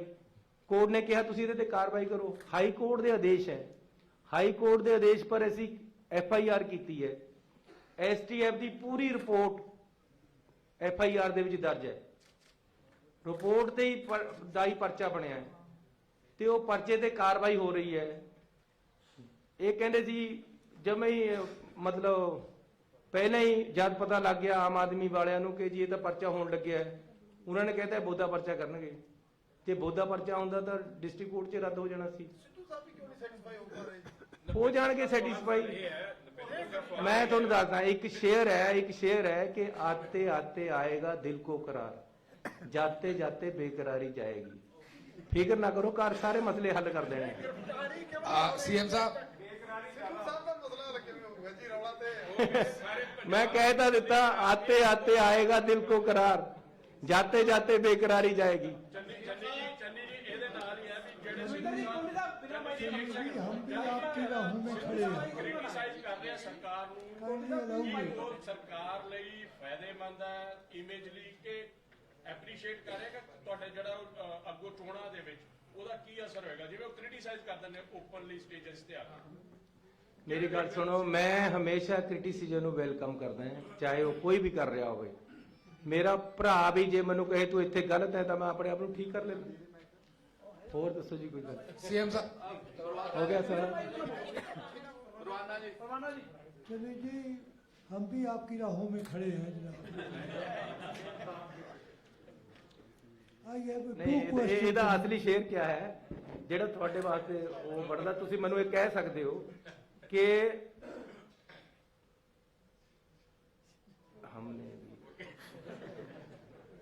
हम भी दुआएं करते थे बहार की, हमने भी दुआएं की थी बहार की, जैसे तुसी मेरे वास्ते दुआ करते रहे। हमने भी दुआएं की थी बहार की, है बागवां हमारा भी हक है बहार पर। ਤੁਹਾਡਾ ਪੂਰਾ ਹੱਕ ਹੈ ਜੀ ਬਹਾਰ ਪਰ। ਹੁਕਮ ਕਰੋ sir. I have to question. ਹੁਣ ਜੇ ਮੈਂ कहता ਮੈਨੂੰ ਸ਼ਾਇਰੀ ਵੀ ਆਉਂਦੀ ਹੈ ਤਾਂ ਉਧਰ ਤੇ ਰੌਲਾ ਪੈ ਜਾਣਾ, ਦੇਖਿਓ ਕਿਤੇ। ਹਾਲਾਂਕਿ ਮੈਂ ਪ੍ਰੋਮਪਟਲੀ ਜੋ ਮੈਨੂੰ ਸਾਹਮਣੇ ਆ ਰਿਹਾ ਮੈਂ ਕਰ ਰਿਹਾ। ਹਾਂਜੀ, मेरा पहला क्वेश्चन जनाब ये है कि पिछले 2 former chief minister Sardar Parkash Singh Badal, captain Amarinder Singh, उन्होंने as chief minister in Chandigarh अपनिया रिहायश लई गालबन 2 कोठियां संभाल रखियां सन जी। काइंडली टेल अस कि तुसी उन्हां चों कोई एक नूं खाली कर रहा है खर्चे घटाउण लई, टौल घटाउण लई अपनी जो कोई भी है, एक कोठी च रहिंदे हो या पहलियां दी तरह 2 कोठियां दे विच ही हो। देखो मैं कहना कि कैप्टन अमरिंदर सिंह जी और पुराने जिन्हें CM रहे, इन्हां पास OSD की इन्नी फौज सी कि खर्चे उन्हां विच बहुत हो जाते सी। मेरा कोई OSD नहीं है। फिर उन्होंने पोलीटिकल सलाहकार बहुत सी, चहल साहब तो लेके पता नहीं किन्ने गणा देवां तुहानूं। उन्होंने गनमैन, उन्होंने तनख्वाहां, उन्होंने दफ्तरी अमले, पता नहीं क्या क्या। फौज OSD दी सी, फौज सलाहकारां दी सी। मेरा कोई सलाहकार नहीं। एक मिनट पूरी गल सुन लो। मेरा कोई भी सलाहकार नहीं, तुसी देख लो कागजां दे विच, तुसी पत्रकार हो। मेरा कोई OSD नहीं, मेरा कोई PA नहीं। मैं आप ही अपना PA है, मैं आप ही अपना OSD है, मैं आप ही अपना सलाहकार है। बाकी थोड़े वर्गे भरा सलाह दे देंगे है। ते मैं अपनी कोठी बदली नहीं, मैं उसे विच रहना जिहड़ी 46 नंबर मेरे को पहला सी, मैं वही है। मैं CM वाली कोठी विच भी नहीं गया। होर हुक्म करो।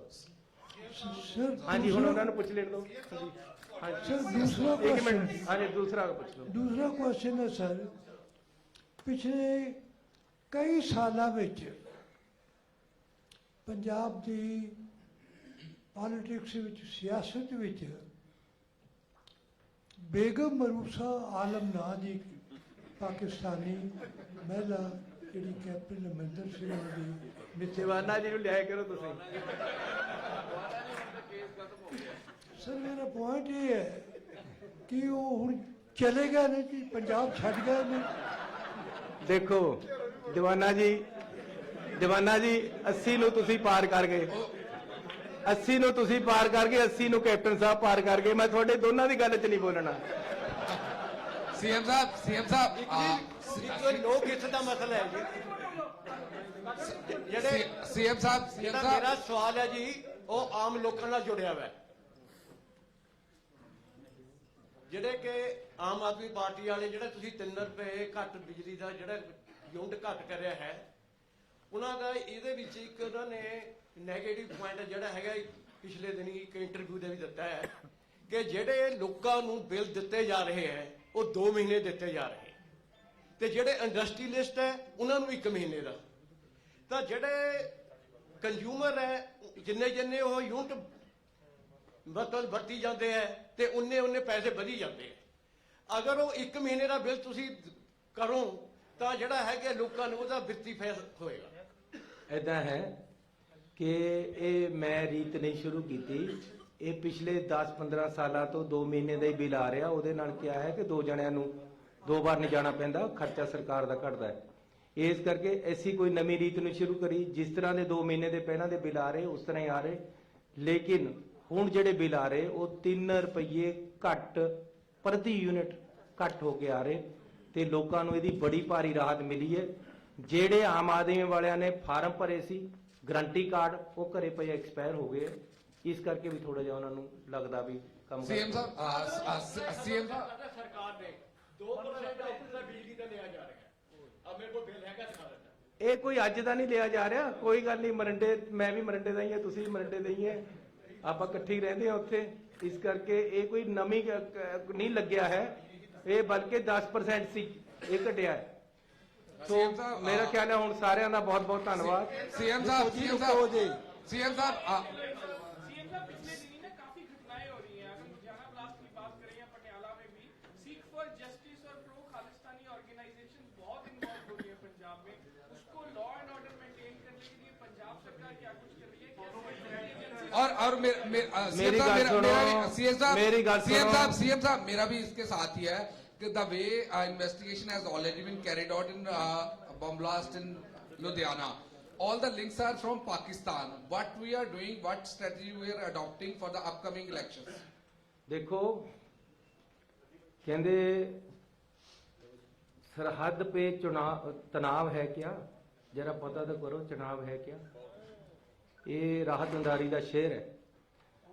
ਜਦੋਂ ਚੋਣਾਂ ਆਉਂਦੀਆਂ ਤਾਂ ਇਸ ਤਰ੍ਹਾਂ ਦੇ ਕੁਝ ਲੋਕ ਸਰਗਰਮ ਹੁੰਦੇ ਯਾਰ, ਇਦਾਂ ਦੀਆਂ ਸਰਗਰਮੀਆਂ ਕਰਦੇ। ਪਿਛਲੀ ਚੋਣਾਂ ਦੇ ਵਿੱਚ ਵੀ ਇੱਕ ਪਟਾਕਾ ਚੱਲਿਆ ਸੀ, ਲੇਕਿਨ ਇਹ ਜਿਹੜਾ ਲੁਧਿਆਣੇ ਦੇ ਵਿੱਚ ਬਲਾਸਟ ਹੋਇਆ ਇਹਦਾ ਅਸੀਂ ਬੰਦਾ ਸ਼ਨਾਖਤ ਕਰ ਲਈ ਹੈ ਜਿਹੜਾ ਉੱਥੇ ਮਰਿਆ, ਜਿਹਨੇ ਬਲਾਸਟ ਕੀਤਾ। ਉਹ ਖੰਨੇ ਦੇ ਕੋਲ ਦਾ ਇੱਕ ਪੁਲਿਸ ਕਰਮਚਾਰੀ ਜਿਹੜੇ ਨੂੰ ਪੁਲਿਸ ਨੇ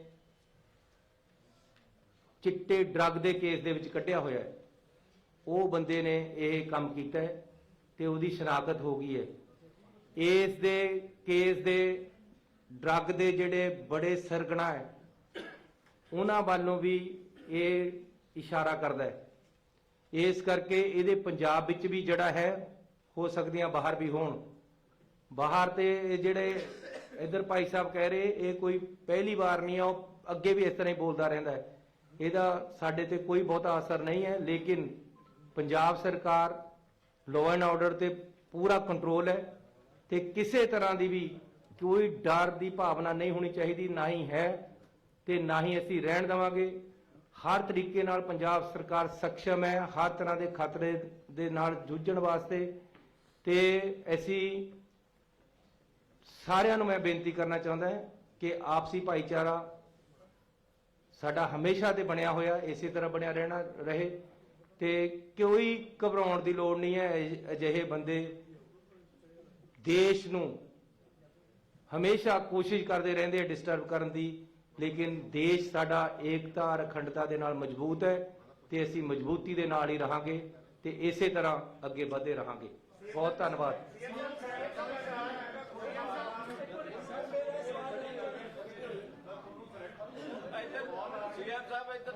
ਨਹੀਂ ਮੈਨੂੰ ਨਹੀਂ ਪਤਾ ਵੀ ਮੈਨੂੰ ਕੋਈ ਕਾਲ ਆਈ ਹੈ, ਤੁਹਾਨੂੰ ਪਤਾ ਹੋਏਗਾ। ਦੇਖੋ ਪਹਿਲੀ ਗੱਲ ਤਾਂ ਇੱਕ ਗੱਲ ਸੁਣ ਲਓ, ਜੇ ਤੁਸੀਂ ਕਹਿ ਰਹੇ ਹੋ ਕਿ ਮੈਨੂੰ ਖਤਰਾ ਹੈ ਤਾਂ ਮੈਂ ਤੁਹਾਨੂੰ ਦੱਸ ਦਿੰਦਾ ਕਿ ਮੈਨੂੰ ਕੋਈ ਖਤਰਾ ਨਹੀਂ ਹੈ, ਨਾ ਮੈਨੂੰ ਕਿਸੇ ਦੀ ਪਰਵਾਹ ਹੈ ਗਲਤ ਆਨਸਰ ਦੀ। ਜਿਹੜੇ ਚੰਗੇ ਆਨਸਰ ਹੈ ਉਹਨਾਂ ਦੀ ਮੈਂ ਹਮੇਸ਼ਾ ਪਰਵਾਹ ਕਰਦਾ। ਆਪਾਂ ਹੁਣ ਬਾਕੀ ਮਿਲ ਕੇ ਕਰ ਲੈਣੇ ਗੱਲਾਂ। ਬਹੁਤ ਧੰਨਵਾਦ। ਜਿਹੜਾ ਮਜੀਠੀਆ ਦੇ ਉੱਤੇ ਜਿਹੜਾ ਕੇਸ ਹੋਇਆ ਪਿਆ ਉਹ ਇੰਟਰਨੈਸ਼ਨਲ ਡਰੱਗਸ ਦਾ, ਲੇਕਿਨ ਪੰਜਾਬ 'ਚ ਸਿੱਟਾ ਹੁਣੇ ਵੀ